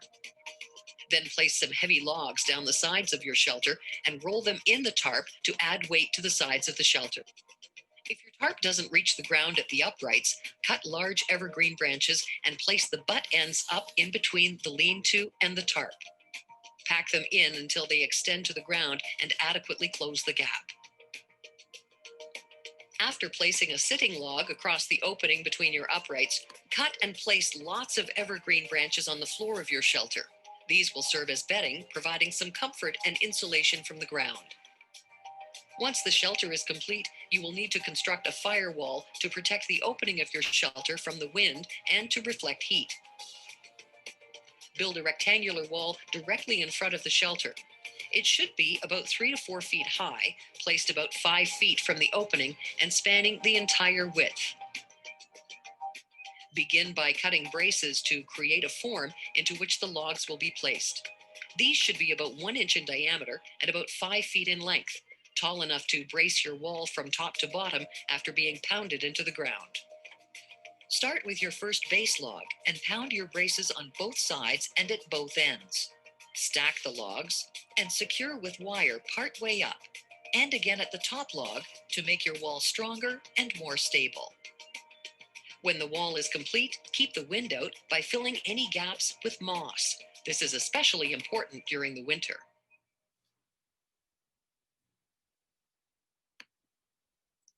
Well, that was a good presentation on how to build a shelter. Of course, if the aircraft is still intact, you might consider using it as a temporary shelter, but you want to take that into consideration because it may be a quite jagged and tangled mess. Next is signaling, because if we're out there and we don't have an ELT or the ELT is not working anymore, this may be the thing that makes a difference for you. There are also ways to signal that don't involve battery power. Ground to air signals work best when they are incorporating one simple point. They must stand out. Imagine a terrain that has gray rocks and green trees. What would really stand out from that color scheme and be easy to see in the air? A silver lined thermal blanket example or a bright red tarp spread on the ground. Size is important. Go big. Make sure your signals are as large as you can make them. Place your ground air signals out in the open, like a clearing or near the edge of a lake or river, and away from shadows where they might be obscured from searching aircraft. Tall trees can block clearings from the air, so it's necessary to cut down enough trees to make the signals more visible. Here are a couple of real-life examples of survivors who were spotted by search aircraft thanks to creating signals. The first survivor pulled 2 burning sticks out of a fire and beat them together. That worked great for searchers using night vision goggles. Let's not forget that all of our searchers are using night vision goggles these days, which are great. The second involved the survivor taking a chem light, a glow stick, attached to a 4-foot-long string and swinging it around in a circle. It looked like a buzzsaw, creating a good signal for both the naked eye and for searchers using night vision goggles. Here's a video, and I think it's the last one, showing you how to make some ground-to-air signals. When it comes to signaling devices, the most effective one is your cell phone, but only if you have a signal. Before you fly, make sure it has a good charge, or better still, keep it charging on board. Even if your phone can't be used for communication, having a preloaded GPS app means you can provide searchers with GPS coordinates to your location. Don't forget about the equipment in your aircraft. You should have already made sure that your ELT is active and signaling for help. If you have a 406 megahertz ELT and more than 20 minutes or so have elapsed since your forced landing, help is likely already on the way. If you still have power in your aircraft and your antenna is intact, your VHF radio can be used to transmit for help on 121.5, which could possibly be heard by high-flying aircraft.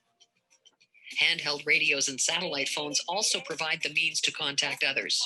Unlike electronic devices, most other signaling devices are generally used to attract help that's close by. Smoke from a fire can alert airborne and ground searchers to your location. Road flares and smoke signaling devices can be used as well, but only if you know search and rescue is nearby, because these signals won't last as long as a fire. The use of ordinary marine-style signal flares when searchers are close by is another device to draw attention. But the most effective fire signal when searchers are near is a Canadian signal fire. You start by building a 2-meter high tripod from large branches or small tree trunks. Use the wire from your survival kit to bind the upright pieces together. About 1 meter above the ground, place branches into the junctions on the tripod legs and bind them in place with wire. Next, build a platform on the junctions out of smaller cut branches. Then hang some birch bark from this platform to act as wicks, and place more bark on top of the platform, leaving room for the air to circulate. Cover the structure with evergreen branches. Start at the top of the tripod and work your way down, covering all 3 sides. When you hear aircraft nearby, light the birch wicks you left hanging at the bottom of your platform. Once the fire is lit, air will be drawn from below, creating a strong draft. The smoke effect will take a minute or two to get going and last for a minute or two, but in that short time, the effect will be dramatic. You can create another fire signal by igniting one of your aircraft tires. You'll need to pour some fuel from the plane to help start the burn. It takes a few minutes to create a good smoke effect, but a tire will burn for quite some time and provide lots of black smoke. In addition to active signals, like fires, there are a number of passive ground-to-air signals that will work continuously. A V is a recognized signal that means assistance is required. Tarps work best for this. If you have a choice, use a color like blue, which is not commonly seen amongst trees. Your signal will stand out from the surroundings as a result. If you don't have tarps, you can create your signal with rocks, logs, or even by just creating a V in the dirt with your foot. And the bigger, the better. Also, point the V towards your shelter. It will indicate to search and rescue the direction to your site. If you've put an extra thermal blanket in your survival kit, use the shiny silver side to attract attention if you hear a passing aircraft. When it catches the sun's rays, it will reflect and help draw attention. Include something like a whistle in the collection of survival items you carry on you. A whistle can be heard 4 kilometers and will alert others to your location. 3 short bursts are widely known as a distress call. A signaling mirror is also very valuable. On a sunny day, it can get the attention of rescuers, but it does take some practice using it. Most signaling mirrors come with instructions. If you signal an aircraft, keep it between you and the sun. To aim, extend one arm, holding up 2 fingers in a V, and through the hole in the mirror, sight the aircraft inside your fingers. Angle the mirror until you see a flash of light cross over the V. You've just signaled the aircraft with that flash of light. Don't hold the signal static on the plane, but flash it back and forth. Learning how to construct and properly use signals is an important part of being found. Make sure your survival kit is properly equipped with various devices and know how and when to use them.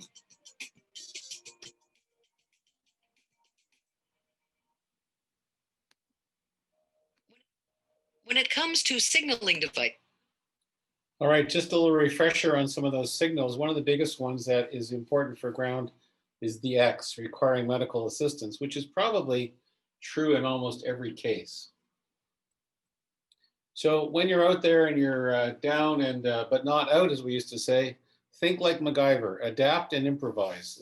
There's no such thing as a bad idea as long as it's going to help to signal and it's not going to hurt anybody on the ground. All right, here we go. We're moving along really well. Here's a question: which is more important for survival, food or water? I'm sure that you know the answer, but how long can you go without each?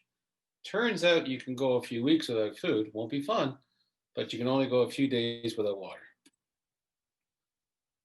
Before we leave the live longer without food issue, let's keep in mind that although few people die of starvation, lack of food can also cause its own set of problems that includes fatigue and low blood sugar. If you have no food, do as much work as you can as soon as possible in the early stages of your survival situation, when you still have strength and energy. Ensure you pace yourself. Know that you will get slowly weaker and less energetic as time passes, and your body converts its fat and muscle into stored energy. Now it's on to water. How much water does your body need? The average need is between 2.5 to 3 liters a day. And when we say water, it includes moisture of all kinds, from your food as well. You'll probably be interested in knowing that just by breathing out, you've exhaled at least 1 liter of water every day.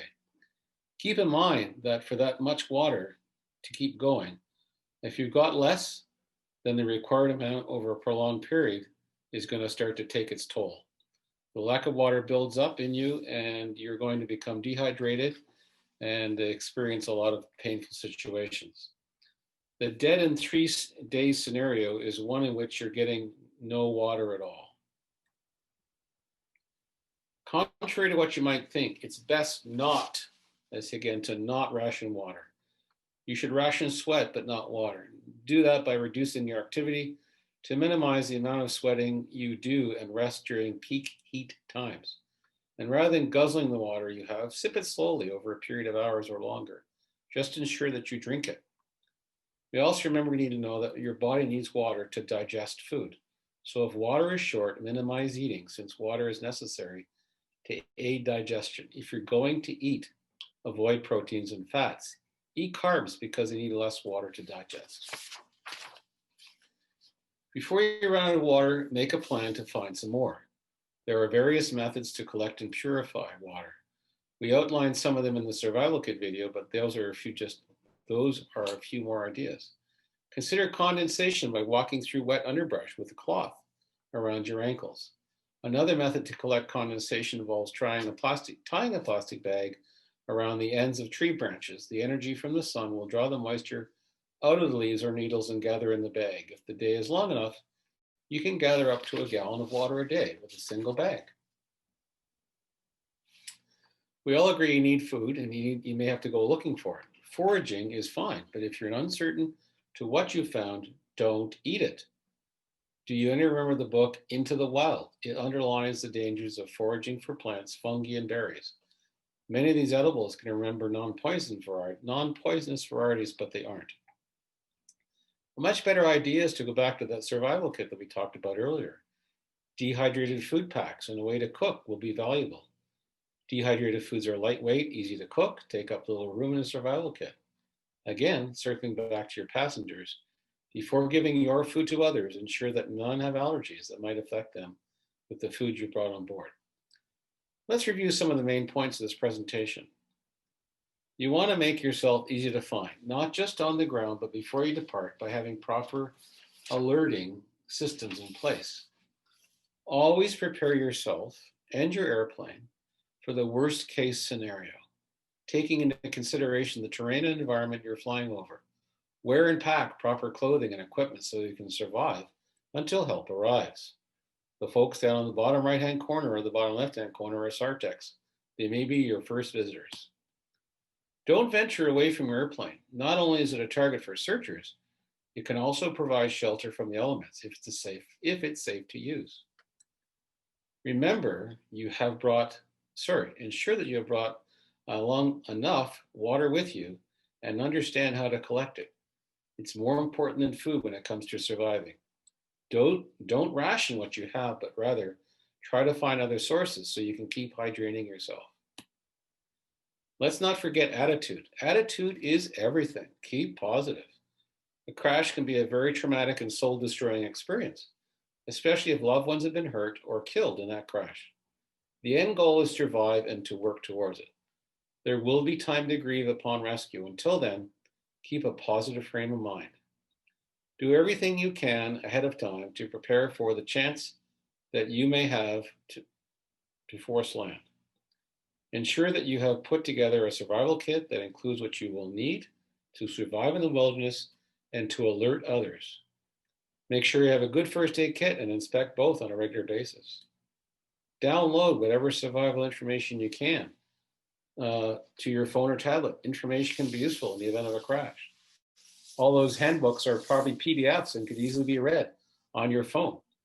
Simply print off the information and carrying in your kit. Not a bad way to use for fire starter, but just having it on that phone is not a bad idea too. Make a passenger briefing card. After a successful forced landing, it can always be used to help start a fire.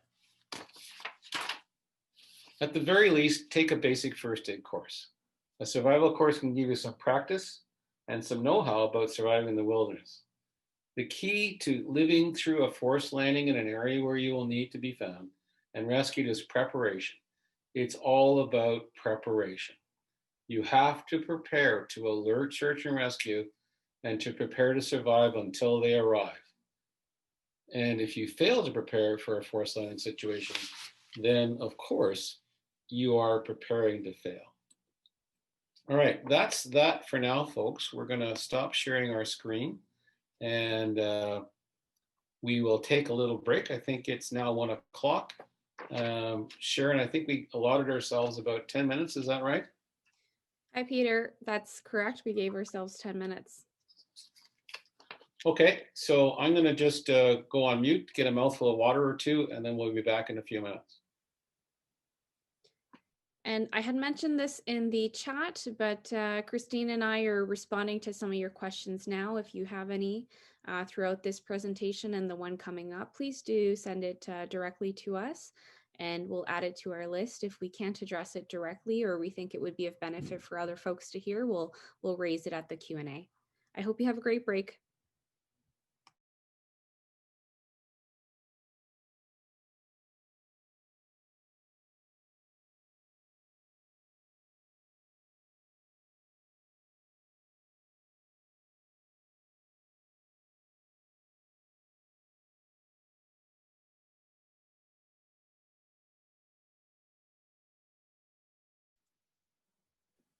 I hope everyone enjoyed that presentation. It was fun to do, and hopefully there was some good learning that went on during it. Thanks. Definitely. Thanks a lot. Just going to give a quick announcement that we'll be back at 1:10. So in 10 minutes, so 10 past whatever hour it is in your time zone is when we'll start up again. Thanks.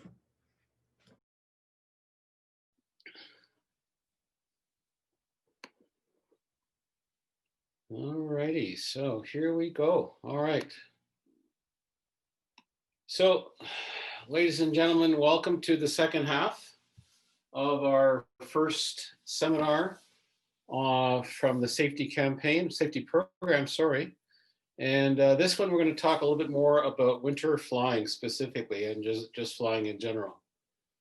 I would also ask you, if you haven't seen it already, to take a look in our COPA magazine Flight and read the article by yours truly on dressing for success, which talks a lot about survival kits and some of the themes that are inside the presentation that we just got through.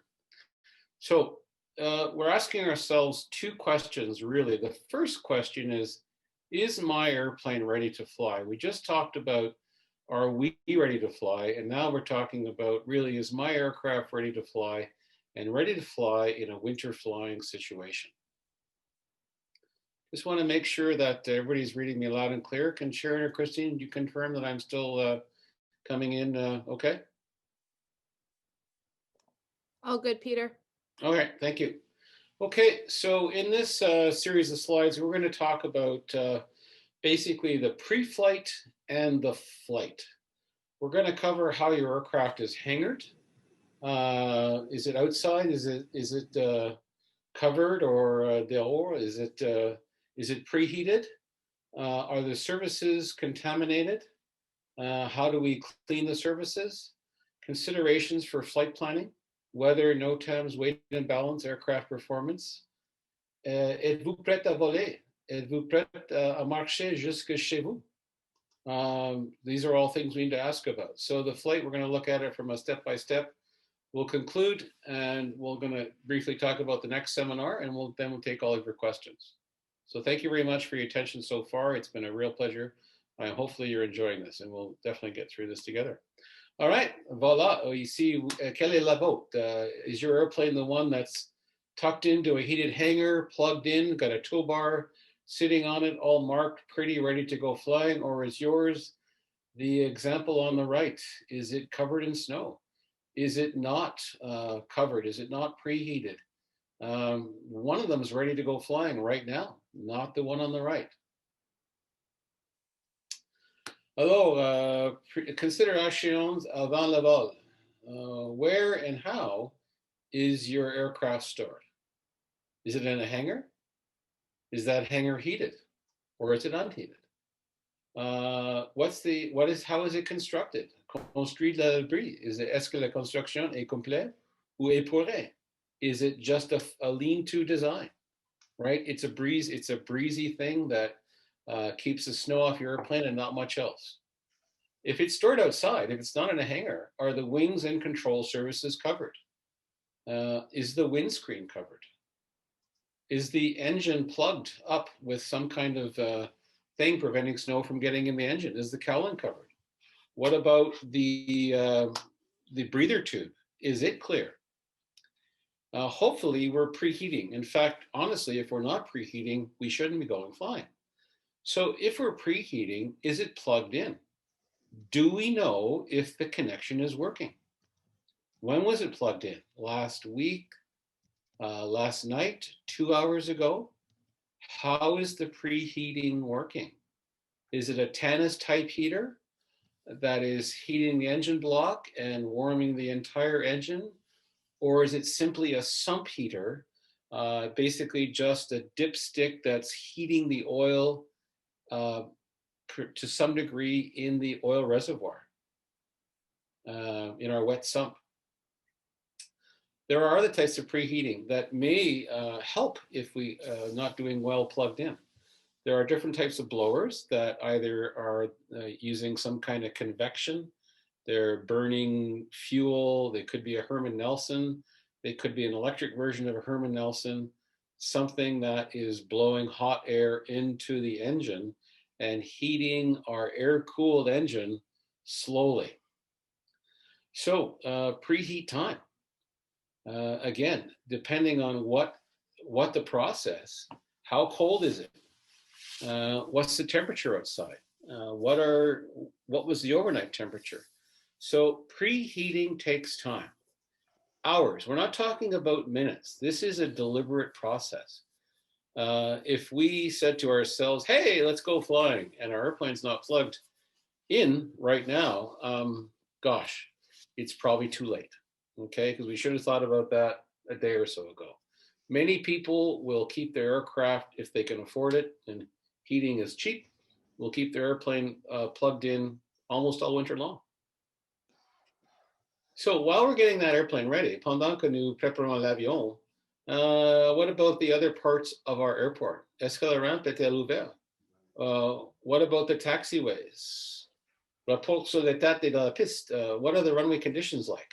Does your airport provide a runway condition report, or is it just something that comes out during after snow clearing? Do we know what our braking conditions are like on the runway?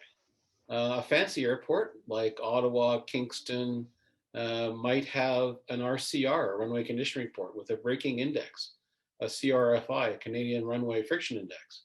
Not so at places like Brockville or Cornwall or some other place like that, okay? Winds. Do we know what the winds are at our airport? What is the strength? What is the crosswind component? And that's just where we are. What about if we're going farther than just locally? If this is across country, what about our en route stops and destinations? What about the en route stops that we're planning, but what about other alternative stops along the way that might become diversion airports? And what about our destination as well? Si vous faites un voyage à travers le pays, faites-vous les arrêts en route et quelle est la destination? Qu'est-ce qui se passe à la destination? Okay, very important. Airport NOTAMs for your destination. Now we know that the NOTAM system has gone through some big changes in the last couple of years. And I'm sure some of us have almost given up trying to read or even find them. But they're really, really important, especially during these pendant les opérations de vol en hiver. Are our runways cleared or being cleared? There's not much point in planning to leave if our airport's not even open. Many airports don't post NOTAMs regarding snow clearing, so let's call ahead to confirm. Maybe they do snow clearing, but only during limited hours. Are you going to arrive before or after snow clearing might have stopped or finished? What about the runways? Are the lights visible, or are they hiding underneath beside a windrow, or are they buried in snow? Days are short this time of year. Cold snow plus high winds means that we have a potential for drifting snow. You might say, so what? Drifting snow, that's not a big deal. Well, does that drifting snow turn into a snow drift or create a berm or a lip or a rise on the runway that you land on or hit with one of your main wheels just after touching down at 70 knots or 65 or 70 miles an hour? So we've got to be prepared to go to an alternate airport in case your destination runway condition is not what was expected.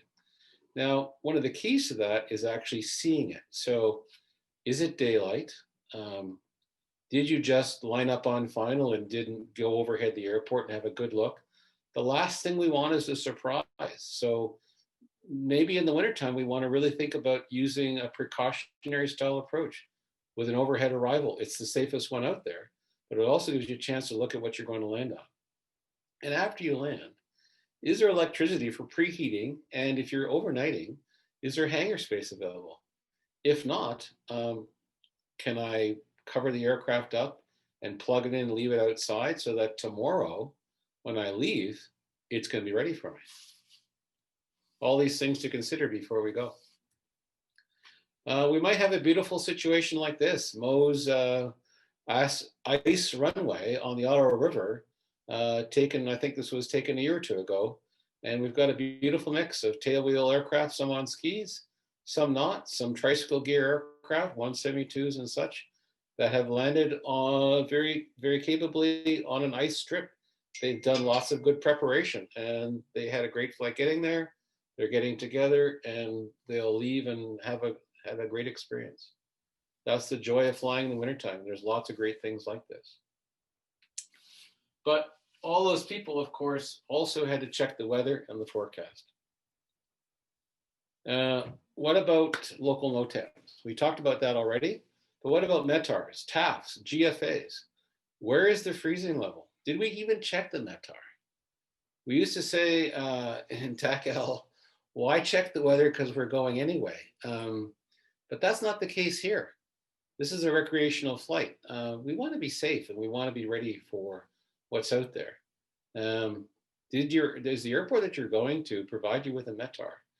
If it doesn't provide you with a METAR, it probably doesn't provide you with a TAF. Well, what does a GFA say? Hopefully we're not saying, well, what's a GFA? Did we look at both the clouds and weather and icing and precipitation charts of the GFA? Let's make sure we look at the GFA that is before our flight and after our flight, and let's understand it. If you're not sure, call the FSS, call the Flight Information Center for your area and talk to a weather briefer and get a professional view on what things are like. The last thing we want to do is encounter precipitation that this time of year is probably icing at or near cloud. Maps, VTAs and VNCs, are they up to date? There's a legal requirement that once there's a new VNC or VTA for your area, you are obliged to have it. One of the solutions to that is having an electronic flight book like ForeFlight or Garmin Pilot or other Flight Planning Go and things like that allow you to have essentially an electronic flight book that you can use for your pre-planning and for your en route planning and en route flying. Safety equipment. We just talked a whole bunch about safety equipment. We talked about ELTs, we talked about first aid kits, we talked about survival kits. Let's remember that once we get past that 25-mile circle, that survival kit is not optional, okay? In the survival kit itself, is it ready to go? Are we carrying a kit bag? Are we ready to survive for up to 42 hours? Even if it's just a local flight in the Ottawa area, Kingston to Smiths Falls, or Arnprior to Pembroke, or North Bay. There's lots of examples of a fairly routine flight. Peterborough to somewhere up in the Lake Huron area. There's lots of places that you can go, and all of a sudden, if you do have that unfortunate need to do an off-airfield landing, that survival kit's going to become really important. And are we dressing for success? Are we dressing to have a good situation if our landing does not turn out to be our intended landing spot? We want to look like this lovely pair here. It's Roger and Sonia Hildesheim with their small aircraft ready to go flying in the wintertime. Happy and ready to fly. So let's take a look at the aircraft itself. Performance planning, weight and balance. Oh, weight and balance, yeah. What about the fuel? What about the passenger weights? How much kit? We just said, hey, we need to carry a survival kit. How much does it weigh? These are all really important things, right? We don't want to take off with an airplane that is at or over its gross weight. Winter performance planning itself. When was the last time, and let's be honest with ourselves, when was the last time we looked at a takeoff and landing distance chart? Maybe a long time ago. In the wintertime, rather than considering our runway hard and dry, maybe we should look at soft and rough. Think about those extra distances that the aircraft manufacturer gave us if we were operating from a field that is not hard and dry. 30% more takeoff distance or 30% more landing distance. All these things are really important considerations when we are planning our flight. Stopping distances and crossing considerations, all related to the runway friction index reporting. Maybe your airport doesn't have a runway friction index report. That's fine. We can figure this out. What about slushy taxiways or runways? Especially with the kind of wind we've had this year in Ontario. We've had a lot of near freezing conditions. I take off from a mildly slushy runway or taxiway. And I roll down the runway and I take off, and once I get airborne and my wheels stop, are my brakes now frozen? What's going to happen at the other end? Maybe I've got a retractable aircraft, and now I've taken off from that same runway. We might be in the habit of, just as soon as we get airborne, squeezing the brakes, stopping those wheels. Maybe that's a really bad idea right now. Let's let that wheel spin out. Let's let it take a few more seconds. Shed all that water, shed all that slush. Maybe wait a little bit, let that airflow blow over those landing gear struts before I tuck it all the way into the nose and the wings of my airplane. Because the last thing we want is to get to our destination, select gear down, and we get either no gear down or a part gear down because something is frozen in place. Not a happy situation. Let's avoid that. All right, let's take a look at runway friction index and how snow, even small amounts, can dramatically change what that runway friction index for our runway is. Now I'm citing two examples here, and you can see we've got dry snow on pavement and bare packed snow, indicating in both cases that we've had some snow clearing. On the right-hand side, we have that chart that you can see in the AIM. It's also in the CFS. It's certainly available online, and it shows you a crosswind component chart in the bottom right here at 90 degrees off the runway or head on, and then angles off the runway, off your landing direction here. We also have wind direction, wind speed at the bottom, in knots in this case, and runway friction index. So we know that a 172, 182, similar numbers from Piper or Lake Beach aircraft typically have a crosswind component capability demonstrated in about the 15 knot range. Well, that 15 knot range assumes also that there's a friction index on that runway of about 0.4 or better. In other words, when the airplane lands and we put the weight of the aircraft on the wheels, there's enough friction between the surface of the runway and the wheels to allow the aircraft to maintain its directional control by steering it, not necessarily by braking, by steering in that wind. Well, if we have a snow-packed or even dry snow on pavement runway, we may not have that. If you look over here on the left, we can see with a snow depth of 3 millimeters or less, we might be all the way down to a runway friction index of only 0.15. If we have bare packed snow or even sanded packed snow, a rare commodity these days, having packed snow and that's been sanded on top of that, we could easily have a friction index of less than 0.31, maybe down all the way to 0.12, virtually no friction available. Even up at the top, dry snow, you can see snow on ice. Very hard to get good friction. So let's take a look at this 0.25 value and see how that changes life for us. Come back to the right, and what was a 15 knot crosswind at 90 degrees, which at single runway airports like, Smiths Falls, Pembroke, Brockville, Cornwall, you name it, there's lots of them around. Many of them around, all across Canada, not just in Ontario. That 15 knot crosswind is now, with a 0.25 index, really only 5 knots capable.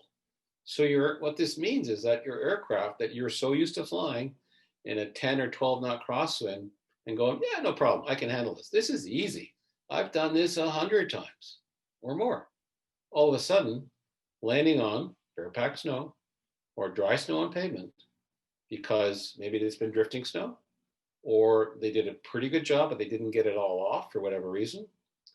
Or worse, there's ice as well, or it's patches.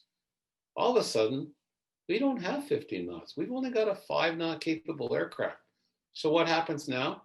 The aircraft lands, but are the wheels going to have enough friction to maintain effective contact with the runway?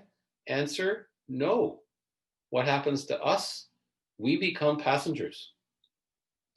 We either realize it very quickly and take off and go somewhere else, or we run the risk of ending up in a snowbank, or at least really scared and not in a snowbank, and doing some Herculean effort to get the airplane stopped before it stops in a place we don't want it to stop, off the runway. And I don't mean on the taxiway, I mean off the side of the runway and perhaps damaged. So this one little thing, some snow on a runway, can change what was going to be the first stop in a cross country, or an overnight destination, or just a turnaround point to go back the last time that airplane flies. So we really, really have to be very aware of what the surface of the runway is like. So that's the runway. What about our airplane? So our walk around is going to be a visual confirmation of our readiness. And what do we mean by that? Well, fuel, oil, things like breather tube of our engine. Is it plugged with ice? Hopefully not, because that could be disastrous.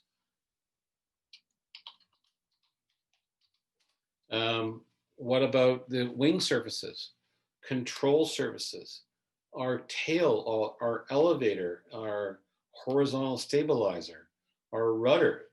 Don't forget that horizontal stab and that elevator or stabilator, if you've got a Piper product, especially maybe you've got a T-tail, maybe you've got an Arrow or something like that, it's got a high T. What is the top part of that horizontal surface doing? Let's not forget, that's a wing. A clean bird is a safe and also a legal and happy bird. An unclean bird may end up setting you up for a very sad event. So let's assume and let's be sure that our surface is legally, as required, completely clear of all contamination, all snow, all ice, all frost, right? Right down to the painted metal or surface of the aircraft, right? Okay, good. Next step, getting it started. Once it's preheated, well, let's not forget the carburetor is not warm. The engine's probably still a little cold. It's a cold day. You're going to have to prime this thing. How much is enough? How much is too much? Know your POH. If you're going flying, maybe you want to consult somebody and say, hey, I haven't flown in this temperature in a while. How many shots of prime should I use?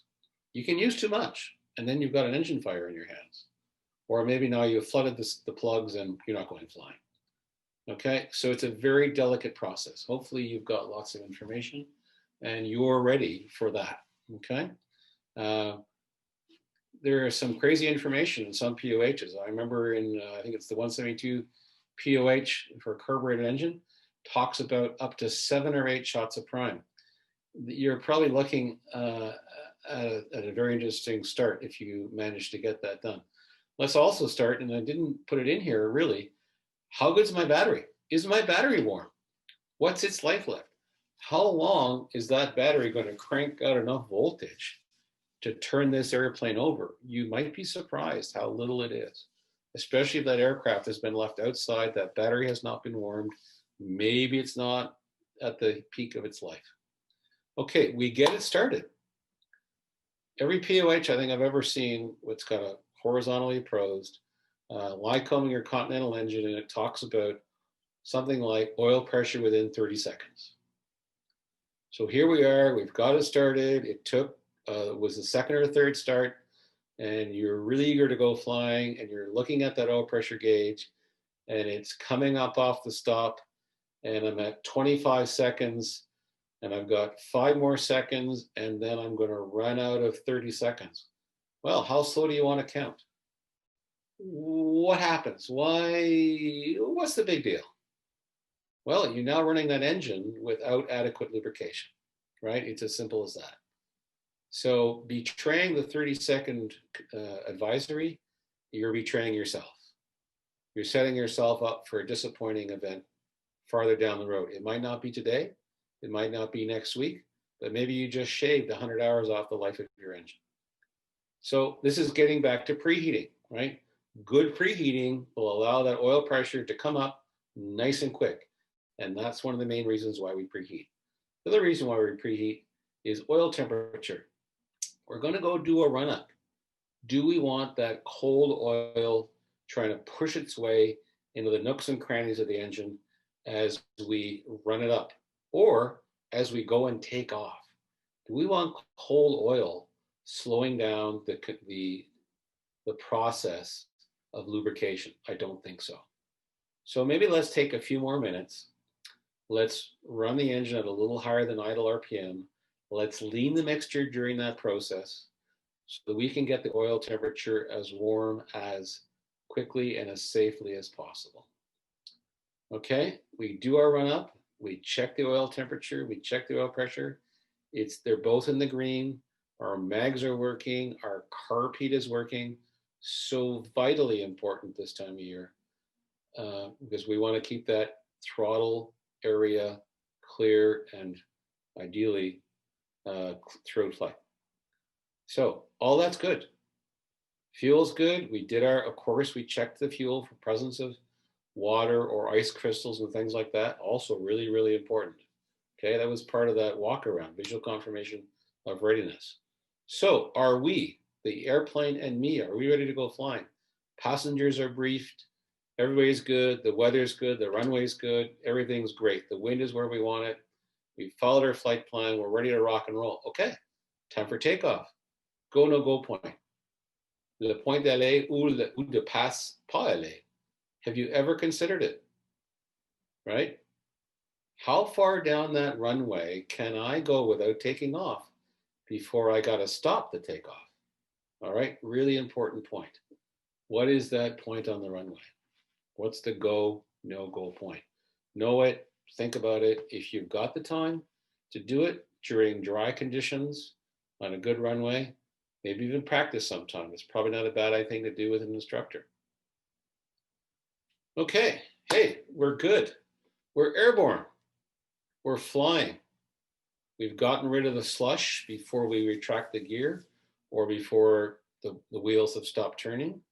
We still want to keep in mind, les freins gelants is there still water potentially? Potentially, yeah. We should think about always the situation where those brakes might be frozen. And what that means to us? What that means to us is when we land, that first touch of the wheels could involve a bit of a jerk as those wheels unlock when those brakes unfreeze, unstick. So oil temperature, is it in the green? Did we rush things? Hopefully no. Hopefully the oil temperature is in the green. Where's the oil pressure? High green, okay. Low green, just above the red line, this is not good. Something's wrong. Our oil's cold, didn't get warmed up properly. The preheating maybe not have worked quite as well as we thought it did. Let's not continue on a flight where oil pressure and oil temperature are not where we want them. This is really important, okay? We don't want to practice the survival techniques we talked about just a few moments ago. Frequent carb heat checks. Maybe you've got a fuel injected engine. Maybe carb heat isn't a concern for you. Fine, no worries, okay? But for the majority of us, it probably is a factor. Let's do those carb heat checks on level off, okay? We've leveled off. We've checked the carb heat. We were seeing a drop. Good, okay, that's what we want to see. We've leaned the mixture. I've had flight instructors tell me, why bother? It's really important. The properly lean mixture means that the engine is combusting at the right temperatures and that the oil and the engine are staying warm. Why do we care about that? Part of that heat that comes from that hot exhaust is what's warming the air that's going to the carb heat system. It's also the air that is going and warming us in the cabin. So having a perfect mixture at the right degree, and you've got things like carb heat temperature gauges and fuel flow meters and things like that, for God's sakes, use them because it's all critical, right? We want to have as much heat available to us for warming the cabin, for keeping our windscreen clear, for having the carb heat working throughout the flight. And the other reason for doing those frequent carb heat checks, and I'm going to take your eyes to the bottom of the screen. Transport Safety Board Report A Alpha 19 Papa, which is Pacific Region 0059, describes the tragic flight of a Cessna 182 that crashed and killed the pilot in 2019 in central BC, near the Prince George area. And essentially what happened to this guy was all by himself in a 182, and there's some deduction in the TSP process, but they found the aircraft with the carb heat selector in the cold position. And there's enough indications in the flight that he described by talking to people on the radio that he was experiencing carb icing because of a gradual deterioration in the condition of his airplane. And other than a very brief period of time early in the process, he never kept the carb heat hot. So what happened to the engine? The engine slowly was choked off so that at one critical point, when he needed an engine, he didn't have it because the engine was so choked off and the mixture was so rich that the engine couldn't run anymore. And where did he end up landing? In the trees, and unfortunately, he didn't survive the landing. All because of not using carb heat and not having frequent carb heat checks as part of the SOPs. Very sad. So, can I emphasize it? Make sure that carb heat's working. Check it every 15 minutes. And if things aren't going right, leave the carb heat hot. Lean the mixture, you can still do that. And keep that carb heat, keep that throttle warm, keep the engine clear of ice. The descent. Okay, you went high, you're up at 8,500 feet or 9,500 feet, or higher if you're somewhere out west. And now it's time to descend. You left a little bit late and oh, shoot. Okay, that's all right. Mixture idle, throttle idle, mixture rich, prop full fine, whatever. And down we go. Well, guess what, folks? You're doing the worst possible thing you can do to your engine for two reasons. Shock cooling, those front cylinders now are being chilled, the oil's being cooled, your ability for the engine to generate heat for your carburetor heat system is disappearing. Your ability for the engine to generate heat for your cabin and your windshield clearing is disappearing. Meanwhile, you're potentially damaging engine. At the bottom, all of a sudden, if you need to use an engine, it may not be there for you. So don't rush it. You'll be sorry. 500 to 1,000 feet a minute, keep the RPM up, keep the mixture lean until you're really in the pattern on downwind, getting ready to land. So that engine's staying warm, and you've got things like cylinder head temperature gauges, use them, be aware of them. If you're not, think about the engine and keep it warm by keeping its RPM up as long as you can. Take that descent, make it a slow process, not a quick one. All right, we're almost home. We're almost at our first destination. We have arrived and it's now time to land. Hopefully our landing gear came down and that's all good. We got 3 greens.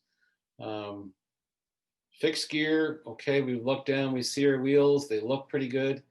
Hopefully you don't have things like wheel pants or things like that. If you do, maybe consider taking them off because a lot of stuff can get up inside those wheel pants and you don't want to have a surprise after you land. The approach and landing, let's not rush it, okay? Let's make a good pattern. Let's do all the right things about joining our airport, converse with our other ones. Let's try and make our approach something that is high drag and not shallow, something that will allow us to keep some engine RPM up because we need to be ready to do a go around, okay? We need to be ready to that if we find ourselves in an unstable approach situation or things like that, we want to make an early decision to pull up and go around. And to pull up and go around, we need an engine that's ready to pull up and go around. So it needs to be warm, okay? And we need to be ready to both to land and for the alternatives of not landing, righty? Okay, so now we just talked about that high drag approach. One of the things we're aiming at is keeping our landing speed as low and as safely able. I've seen people in light aircraft using almost cruising speed for their approaches. And I get it that, that's what they want to do. But now when you're about to land and you're still at that, is the aircraft ready to land or is the aircraft ready to fly? You really want to have an aircraft that's ready to land. What that's going to do is going to allow you to have the shortest reasonable landing. We go back to our POH, we talk about landing distance numbers. Take a look at the air speeds that those landing distance numbers are predicated on. You might find that those numbers and what you're doing are vastly different. Are you carrying 10 to 20 knots more than those approach speeds that are in the POH?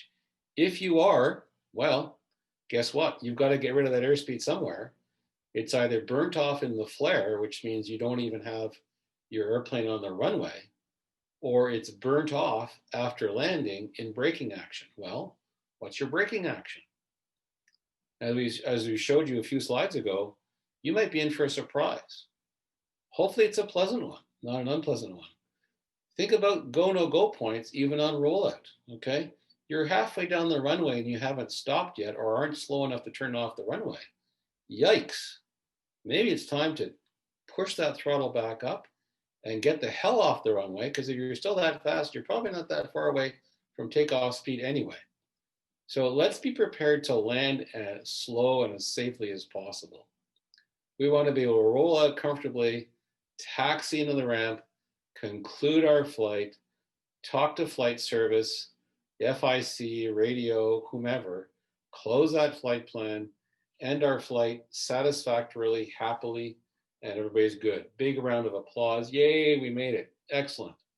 Refueling, maybe you're on to the next stop, stopping for lunch, turning around, going back the other way. If you can afford to fill up to the fullest, great. If you're parking and staying overnight, doing that will eliminate the possibility or help avoid the possibility of having condensation in your fuel tank. One of the issues with condensation in your fuel tank, especially in the wintertime, is the formation of ice crystals. Guess what? Ice crystals could possibly prevent an adequate amount of fuel flow past the past the drain out of that tank and into your system. So ice crystals won't necessarily show up somewhere at your drain point, but they could restrict flow. So keeping that fuel tank full of fuel is really important. When all that's done, tuck your aircraft away with as much care and attention as possible, hopefully with as much care and attention as you had given it at the start of this flight. Rangez vos avions avec autant de soins et d'attention que possible. All right, so the conclusions and lesson learned we're talking about is not the conclusions and lesson learned we're talking about from these two presentations. We're talking about the conclusions and lessons learned about this flight. There should always be a sober moment or two for you as the pilot. And if you want to involve your passengers, by all means, nothing wrong with that, to take a good, quick review of what went well, what didn't go so well. Because that's how we learn, that's how we get better, that's how we become professional.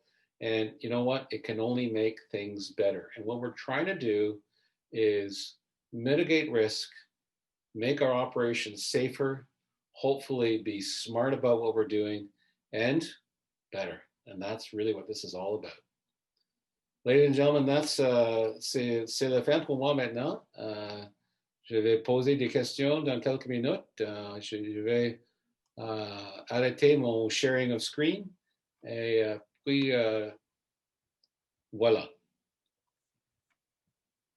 Excellent, Peter. That was really well done. I've received so many positive comments in our chat box here of the professionalism of the presentation, how informative it's been, and just all around thanks for us here at COPA for taking the time to deliver that. So thank you very much for everybody for sharing your opinions. Oh, I see someone is sharing their screen right now.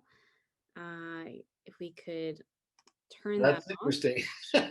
That's okay. I can stop you from sharing as well. There we go. We go. So yes, thank you very much for all the positive comments. Again, we are sending out a survey, and this is this feedback's very, very important to us as it helps us drive the program itself and improve it moving forward. So thank you for that, and happy to echo anything that you have there in some other future reports. So there are a few questions. Christina and I have been responding directly to many of you. Going back to the search and rescue, John Ferguson had a question here on the full stall landing into a canopy landing. Is that a good idea? Peter, would you provide an answer there? The short answer is, and depending on exactly what your situation is, yes. I'll go back to my previous experience, and it's helicopter based, but it's not solely that. What we're talking about is trying to establish a situation where the aircraft and what you're about to land in is having the slowest speed of engagement or contact. And the slowest way to do that is a full stall, full flap landing.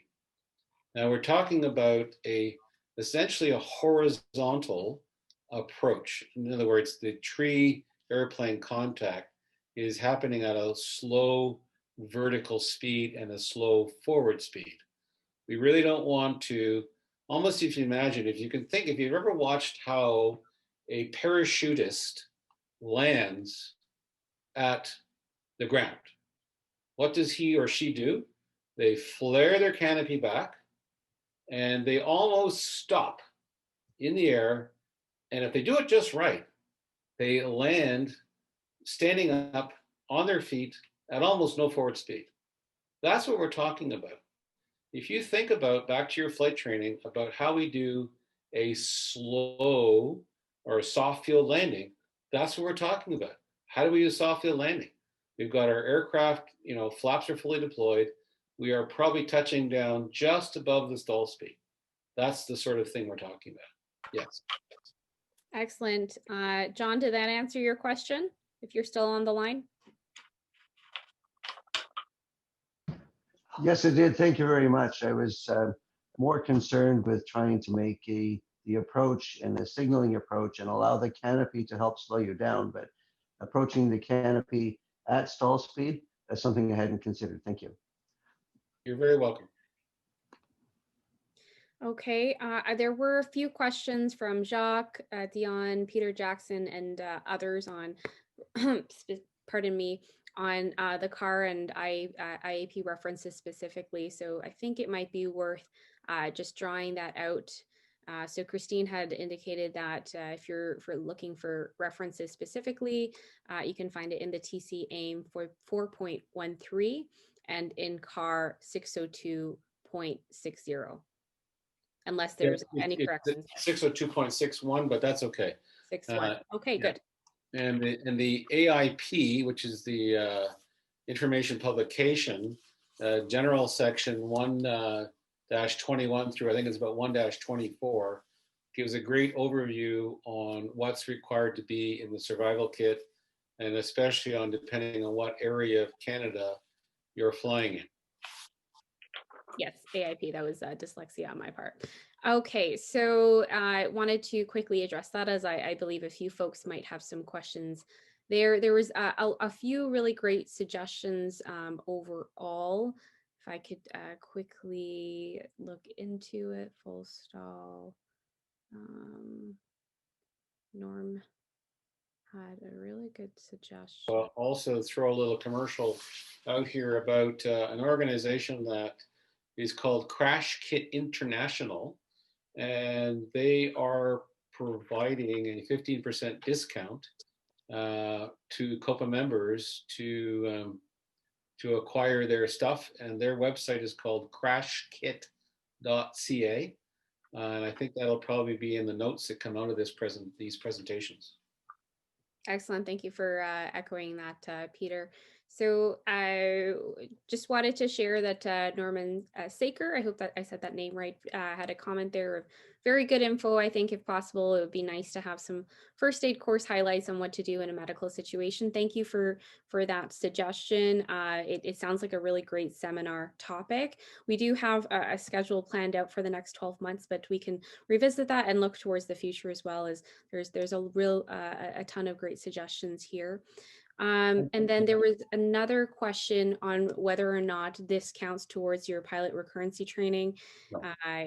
So this is a year-long, month-by-month seminar offering, and every 3 months there are PRT, so pilot recurrence training seminars that are approved by TC. So correct me if I'm wrong here, or keep me honest, Peter. It's in March, June, September, and December.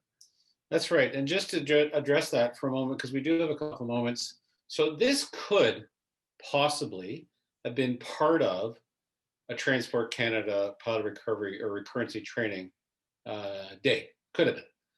But it's not, because to do that, we would have had to run all of this past Transport Canada.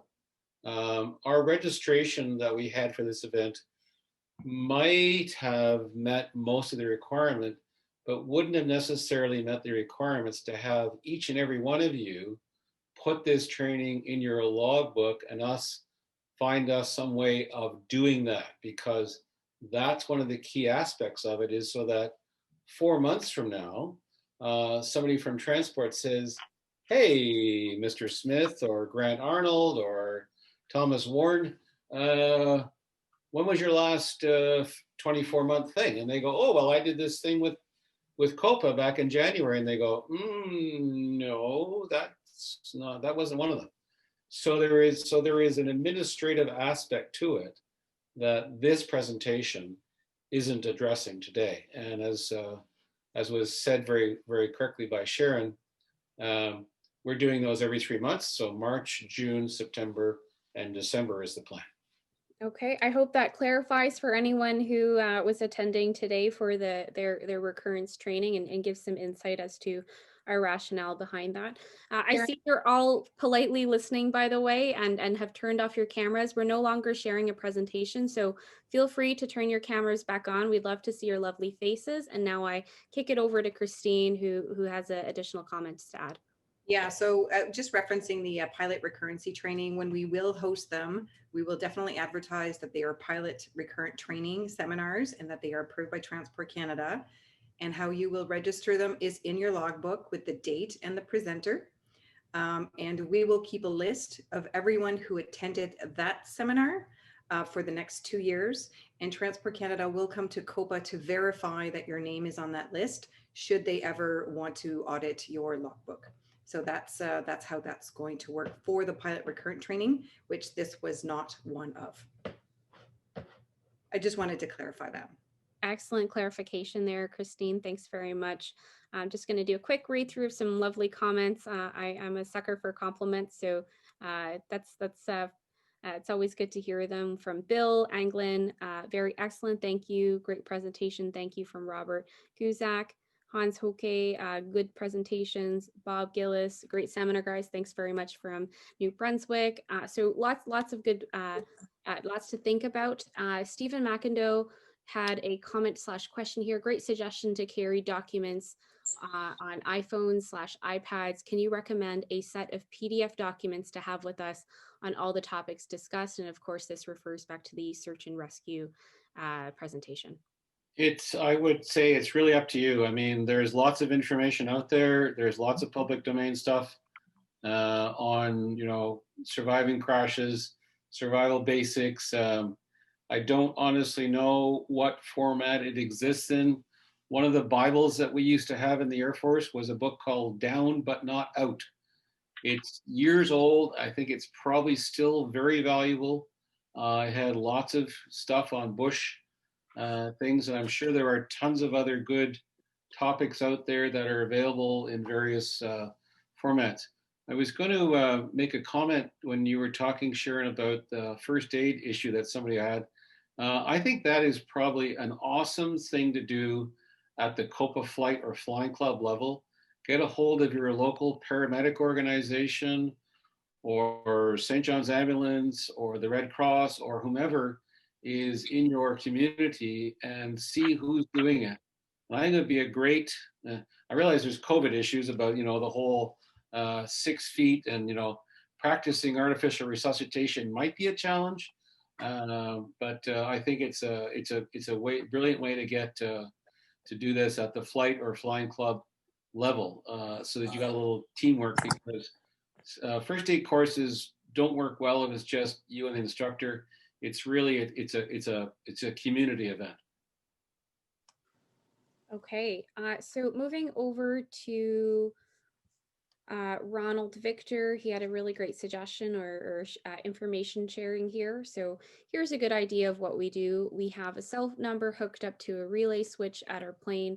So we call a number, it'll automatically turn on the power to the block heater. So we don't have to make 2 trips to the airport. We buy an hour of cell time at a time, very cheap.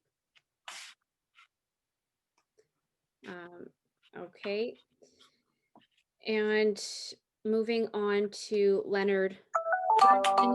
Can you say more about preheat? Peter asked a lot of questions about it, but provided few answers. So if you could elaborate on that, Peter, that'd be appreciated. Sure. So, I mean, if you're an air-cooled engine, which I'm sure 99.9% of us are, unless you've got a Rotax or something like that, probably one of the best solutions is some kind of, there's an organization who's been around forever. They're called Tannis, and they make basically they're heat pads. They're electronic heat pads and it's an STC or it's easily installed. I'm not sure about the owner maintenance thing. Probably qualifies under that.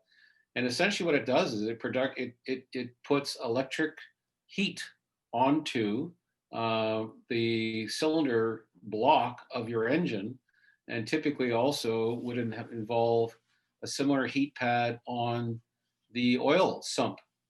And you just plug it in. It's electric, sorry, and it's just like a heating pad. It's essentially a heating pad. Recommended at the Ottawa Flying Club, we say no less than 4 and ideally more like 6 hours beforehand, preheat. And that's assuming that the aircraft is also has a cover on it, a nicely insulated, and there are lots of great Canadian manufacturers of these cowling covers that will keep the heat in, because obviously, I mean, it's an air-cooled engine, so if you're going to preheat the engine and you're not going to cover up the cowling, then you're literally wasting your time, right? If you're going to preheat that engine, it has to be insulated, so covered on the cowling and then plugged in and left alone. And you know, if you want to use a Kenner Easy Bake Oven or something like that, okay. I know people have used things like the car heaters that you can buy from Canadian Tire and other places like that, which blow a little bit of hot air into the front of the engine. I've even seen that done without the aircraft being covered up. And honestly, in my professional opinion, you're really wasting electricity, because all you're doing is you're heating a small part of the engine front, and you're accomplishing almost nothing, because the heat's leaving almost as quickly as it's got. You want to be, when you preheat that engine after you've preheated it, you want to be able to put your hand in, open up the cowling cover, put your hand in on the bottom of the cylinders, the crankcase, and feel warmth. If you can't feel warmth, I'm not saying you have to burn yourself, but it should feel warm. If it feels ambient temperature, if it's 0 and it feels cold to you, then no, it's not preheated. Sorry. There are brute force methodologies. One of the things we used to do in the Air Force, you know, we would take a Herman Nelson, which is basically a big, well, it's not that big, but essentially it's an oven. It's a furnace, really, burning either fuel or propane or something, and blowing hot air down a duct into the engine. And we would leave that in the cowling area or the engine deck area or the transmission area if it was a turboprop or a helicopter for a couple of hours beforehand to get that thing warm. get that oil warm. So when we hit the starter, the stuff that was, 4 quarts or 2 gallons or more was going to turn and not resist flow, right?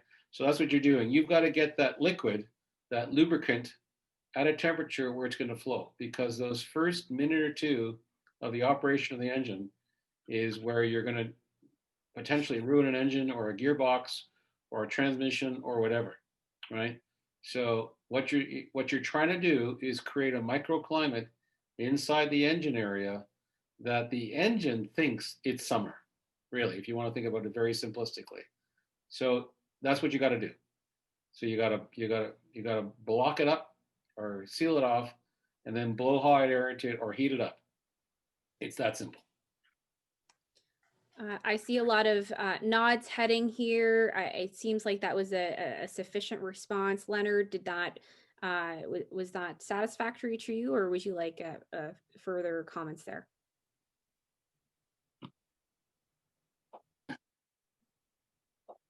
Sharon, Sharon, if I could interject just a second.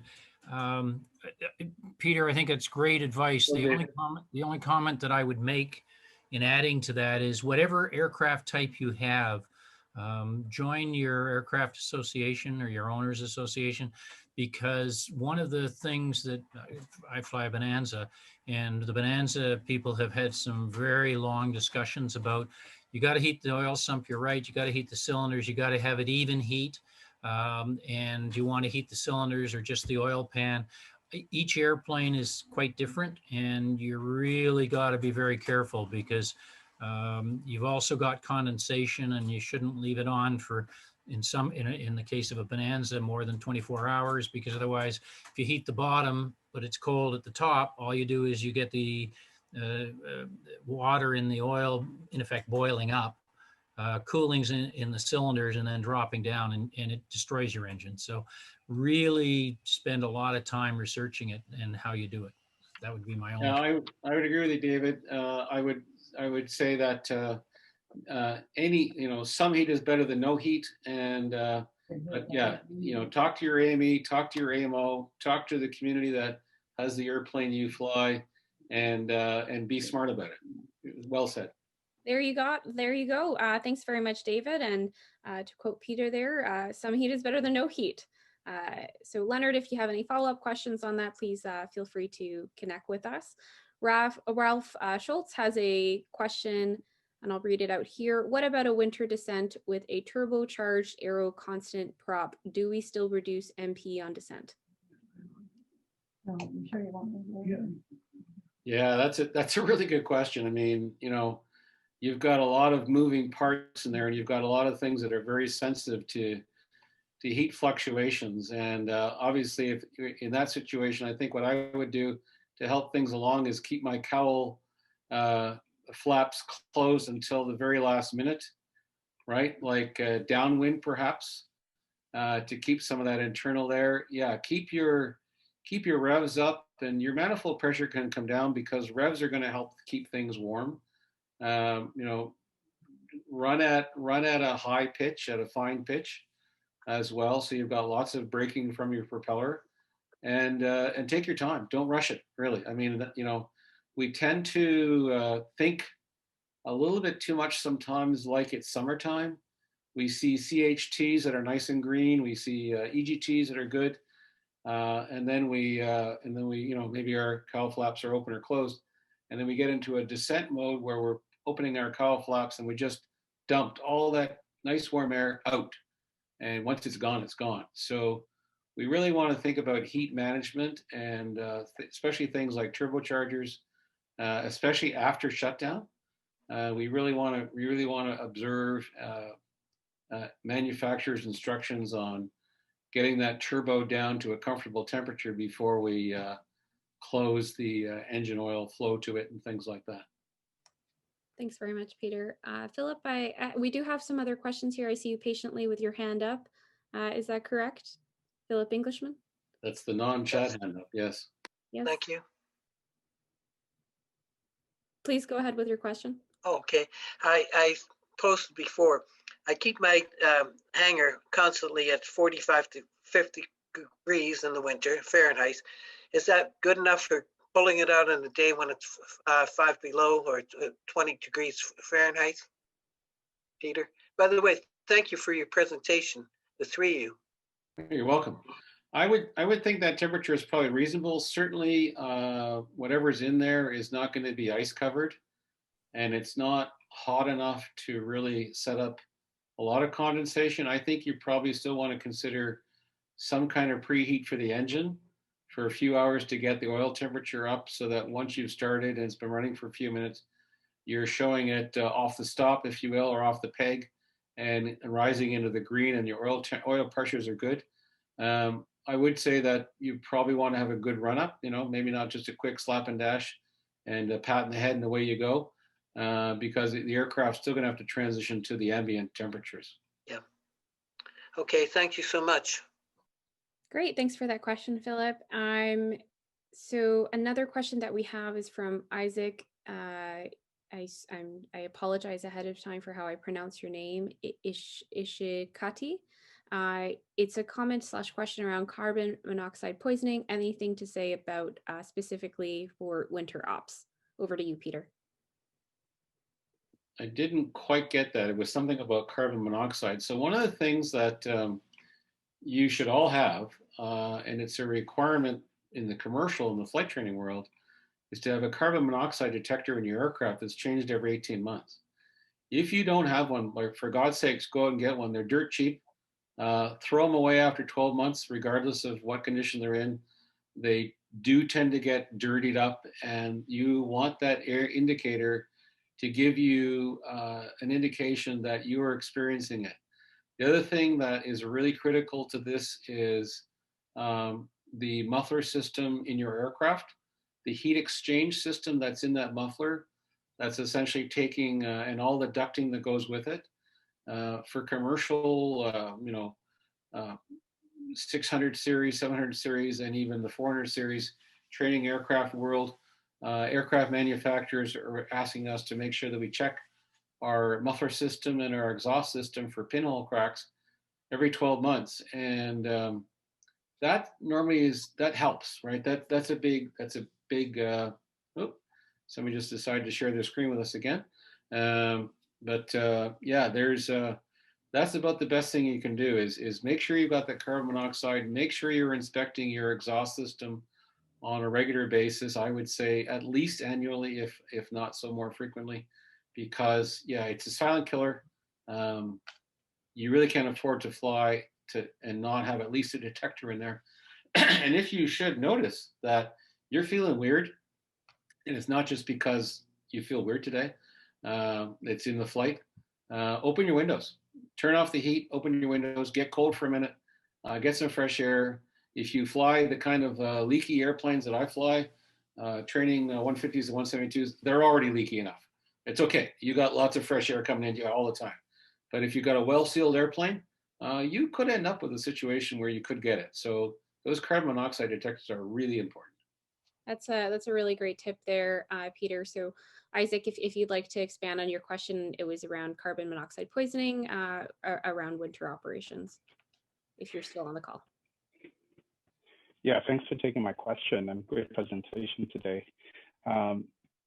Yeah, definitely. I think having watched a few presentations on carbon monoxide poisoning and having some recommendations to add that to the run-up checks, having some sort of a cabin heat pulled out during the duration of the run-up checks, and any oral alert you get in the cockpit that'll alert you before you leave the ground. As well, should I have passengers on board, I sort of assign one passenger in charge of monitoring my carbon monoxide detector. So some of the things have sort of been shared with friends and helping to keep that risk mitigated. Thanks again. If you want to keep refreshed, and it might even be something to include in your passenger briefing, is say, to tell people, say, if you start feeling, you've got a headache, or you're feeling, slightly nauseous or disoriented or things like that, and it's not because you had a great meal last night and maybe had a questionable dispensary of food, maybe you're getting the initial symptoms of carbon monoxide poisoning. Let me know so we can, turn off the heat, open the vents, open a window, and get that fresh air into you, and maybe, curtail the flight or something like that. Did any follow-ups to that, Isaac? That's good. Thank you. Thank you for your question and for being here today. Thank you everyone for staying with us and your interest, your curiosity, your questions, and your comments. I'm going to go off the feed here. So Thomas Stoika, early in the presentation, you mentioned that SAR activity starts at 1 hour of flight plan is not closed. When I learned to fly, I was told it was 30 minutes for a flight plan and 24 hours for a flight notification. Has anything changed? So the technical response is that the SAR process doesn't officially launch, if you will, or start until an hour after your ETA is up. Having said that, what will happen inevitably in every case is that at about the 30-minute point, if you are 30 minutes overdue, wherever your destination is, especially if it's something like an ATC airport, is things will start to happen. The FSS, the FIC will start making calls. They will call your destination and say, hey, has Tango Mike X-ray arrived?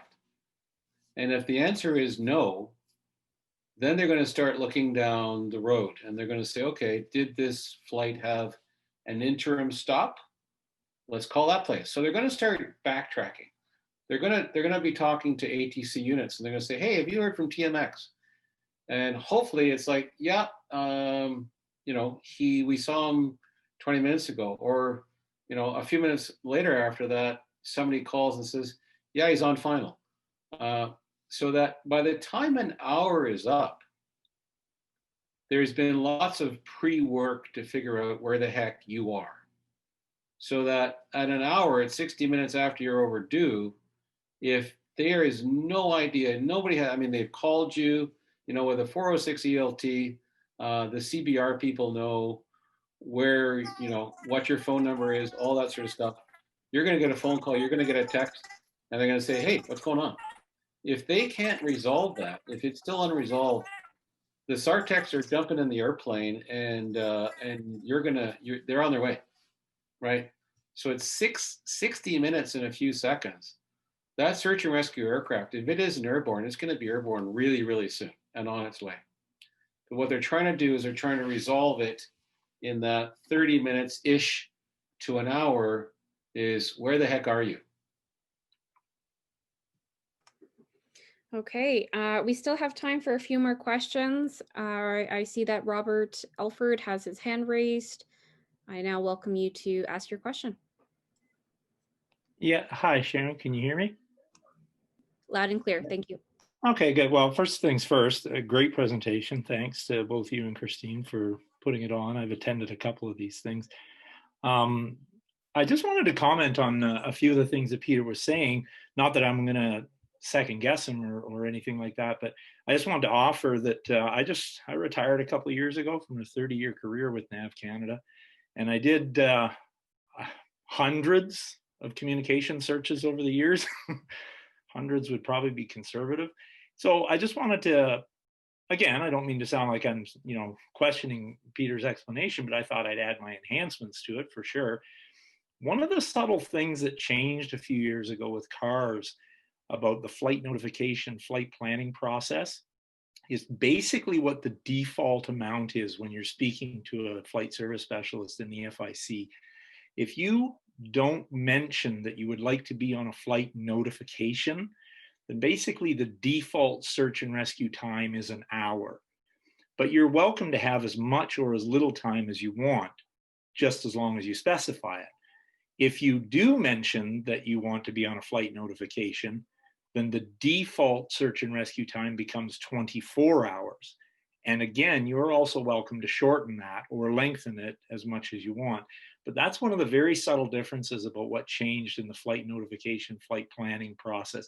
For all intents and purposes, when you file with NAV Canada, which I always recommend you do. Not that all of us don't have responsible people we trust. I used to file them with my daughter all the time, and she was very trustworthy.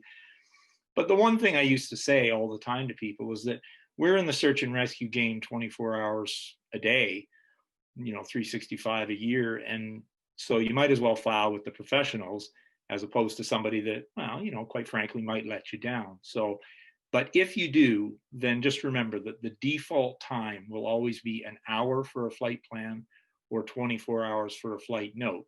So it comes down to a matter of how much time you want to spend waiting if something goes wrong. A lot of people in remote areas, they prefer the 24 hours simply because it could take a long time to get to a telephone. But a lot of people in the, the more populated areas near the border, Southern Ontario, where I'm from, Southern BC, I'm sure they'd probably prefer the hour because it wouldn't take long if they did need to get a hold of somebody. And also I wanted to comment on, yeah, Peter, you did actually a really great job of describing exactly what FSS specialists go through in that first 30 minutes. It was something that I had to do quite a bit to use a fair bit of diplomacy when we would call people that were slightly overdue on a flight plan, and they would say, oh, well, the full hour hasn't expired yet. I didn't think there was any problem. And we would explain to them as diplomatically as we could that no, there isn't. You're not in any kind of a legal challenge right now. But yeah, there is quite a bit of work that we have to have done before that hour expires. And to that end, most of us, although there are no hard and fast rules, most of us flight service specialists will begin what we call the preliminary search at 30 minutes after the ETA. Usually involves checking the last known position to see if we have any recorded data on that. It also involves checking to make sure that the person actually left at more or less the time that they said they were going to. If they leave a towered or FSS manned environment, yeah, we'll phone them and they'll say, hey, did this person, they said they were going to leave at 14 Zulu. Did they actually leave at 14 Zulu? And if they tell us, no, they left at 14:45 Zulu, well, now we've got pretty much a pretty good explanation as to why they're 45 minutes late as a bare minimum. Robert, I'm gonna unfortunately cut you off there. That's very much appreciated. I'm a fellow NAV Canadian in a former life, not too long ago. I also came from NAV Canada. Of course, are the air traffic managers and flight specialists who manage our skies. I'm gonna kick it back over to some other questions if we may. We still have a few minutes left. I see that Dean Cassavant has a question here. If I require SARS for help due to a crash in the bush, for example, who pays the bill at the end of the day? Do I require extra insurance so that I am covered?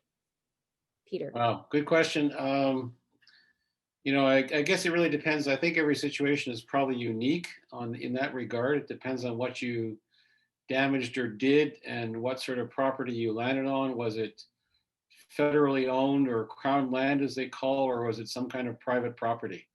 There's such a myriad of answers to that one. I think it's really dependent. I think your liability coverage that most people should be having of around $1 million to $2 million is probably more than enough. I did want to just go back to a couple of comments he made, because I think they're important. And it's something that I espouse very closely, is that when you're doing your flight plan, whether it's a flight plan or a flight note, you really want to think about and ask yourself a question. It's like, how long is it going to take me to get to a means of closing my flight plan? Is it an hour? Is it 2 hours? Is it 5 hours? Is it 6 hours? And it's really all about being prepared, because as Robert pointed out, and certainly I, as a former search master and search and rescue squadron commander, we want to have the best idea about your plan. And so we want you to plan your trip as accurately as you can. And that's about the simplest way I can put it. Be smart, and if we have to exercise the recovery option, we want it to be, in your best interest. And so it's in your best interest to do your preparations as well as you can. Okay, thank you for following up on that with Robert, Peter, and Dean. I see here Christine has said SARS free, damage to aircraft is not. So If you'd like to expand and add further commentary, I welcome that from you, Christine. Otherwise, I'm going to continue going through a few more comments here. Bob Gillis says, great seminar. Robert Guzak, same thing. Hans Hoke, thanks again for that. Charles Carlil, thanks very much for interesting. Thanks very much. This is interesting, especially for those of us who fly in airports and neglect some of the finer points that should be practiced for smaller and more remote airstrips. That's a great comment. Let's see here. I see two hands up. I see Mark Retage and Fred Gray with their hands up. Yes, they're queued in. Here I have another question. Magnus Murphy, what is the expected time a Cessna 172/182 would be expected to float before sinking? I suppose this will depend on how empty the wing tanks are. Is there a situation where it will continue to float? I'll leave that to you, Peter. I would say it really depends a lot on the structure of the airplane. I mean, obviously, you know, the wings and empty fuel tanks are probably going to give you some float time, but I think the major question with any water landing that you have to consider is, unless it's being lowered onto the surface of the water in the most delicate fashion, which probably wouldn't be your landing in water, and you could somehow stop the main landing gear from turning the airplane over on its back, you're probably landing upside down in the water anyway. And it really depends a lot on the impact with the water and the tumbling or turning process. And it's very unlikely that you're not going to end up going into the water to some degree. Let's not also forget that the engine, weighing several hundred pounds, is going to act like a teetering point and put the aircraft nose first into the water, even just with a normal landing. So, and unless you've got a specially built 172, I think metal is heavier than water. So it's probably there might be a brief period of flotation, but anticipate that you're going to be underwater fairly quickly. And that's the whole idea of doing some kind of underwater egress awareness, if not training. Thanks very much, Peter. A quick question here on if you need to sign up again for every new seminar, or if we notify you. Yes, you do have to sign up. We don't know what your schedule is like, and we want to ensure that other people have space. So it will be on a per seminar that you'll sign up. We will send you emails. There'll be many communications available if you sign up for membership or follow us online via social media. You'll be able to follow along. Now over to Mark. I know we're running late here, Peter, if you don't mind, we'll take Mark and Fred's questions and then we'll close off the seminar. Sure. Okay, Mark, let's hear out your question. It's actually not a question. It was just a comment with regard to some of the points for preheating and starting. There's another company too called Rife, that's spelled REIFF. They make both sump heaters and cylinder heat. Okay. So that can be retrofitted. Then also for the priming operation, unless you have prime that goes directly in the cylinders, if you have prime that goes into your manifold, what you can also do is you give it a couple of shots of prime, pull the prop through so now the cylinders are primed, then give it a couple more shots so that the manifold is also primed before you crank it. And also, once you've preheated, before you actually do any of the priming operation, is you can just pull the propeller through a bunch of times to get the oil pump to circulate some oil already, just that warm oil that you've heated up, and all of those things will also help starting in the cold. Those are all great points, Mark, and I would everything you said right on. And let's not also forget that poor little battery needs all help it can get. So anything you can do to help loosen up the engine is a good way to help you get a successful start on the first start.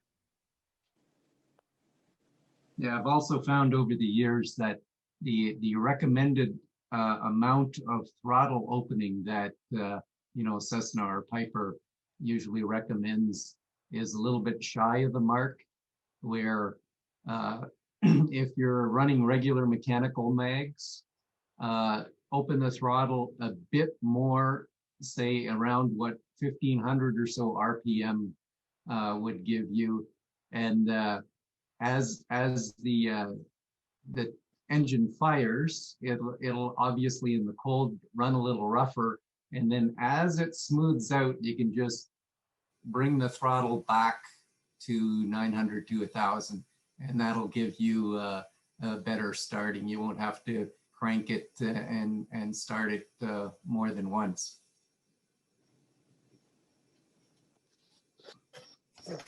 Okay, excellent. Fred, we welcome your last question here to close off our seminar. Okay, I just want to say, yeah, thanks for running the seminar. And I missed the first half, but I guess I can get that online later. Yeah, just regarding keeping info on your phone is a very good idea for various types of references and whatnot. And regarding SAR and your ELT, I once accidentally set off my online and while I was flying, and so make sure you have phone numbers and info on your ELT, especially if it's a 406, and keep those phone numbers for beacon registry and the number for accidental activation for your ELT. Keep those on your phone also, just in case this happens to yourself. Thanks very much, Fred. Those are good words of advice, Fred. And yeah, it's they are understanding, but it's not the kind of thing you want to draw attention to yourself with. Excellent. Yeah, luckily in this case, I had accidentally hit the test button and not the emergency button. So they had received 2 test bursts, and they weren't out looking for me or anything. So, but I did call them feeling guilty. Good for you.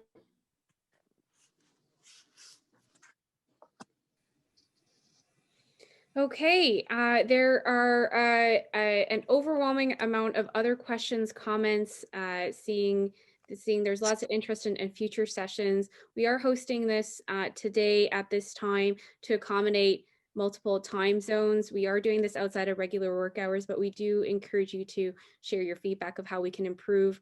If we couldn't get to your questions today, we will endeavor to reply back to you where we can, or refer you to a commonly asked questions document.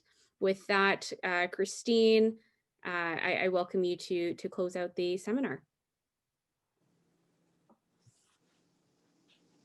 All right. Thank you, Peter, and thank you, Sharon. So I just wanted to personally thank everyone who registered and who assisted the seminar. We certainly hope it was worth your while. And personally, I'm happy to have spent this Saturday afternoon with all of you. I want to say a very special thank you to Sharon and to Peter for putting this together and for always doing such a great job. Je tiens à remercier personnellement tous ceux qui se sont inscrits et ont participé à ce séminaire. Nous espérons que ça a valu la peine et personnellement, je suis heureuse d'avoir passé ce samedi après-midi avec vous. We do look forward to hosting the next seminar, which will be in February. The date will be announced shortly via email and social media, so keep an eye out for that.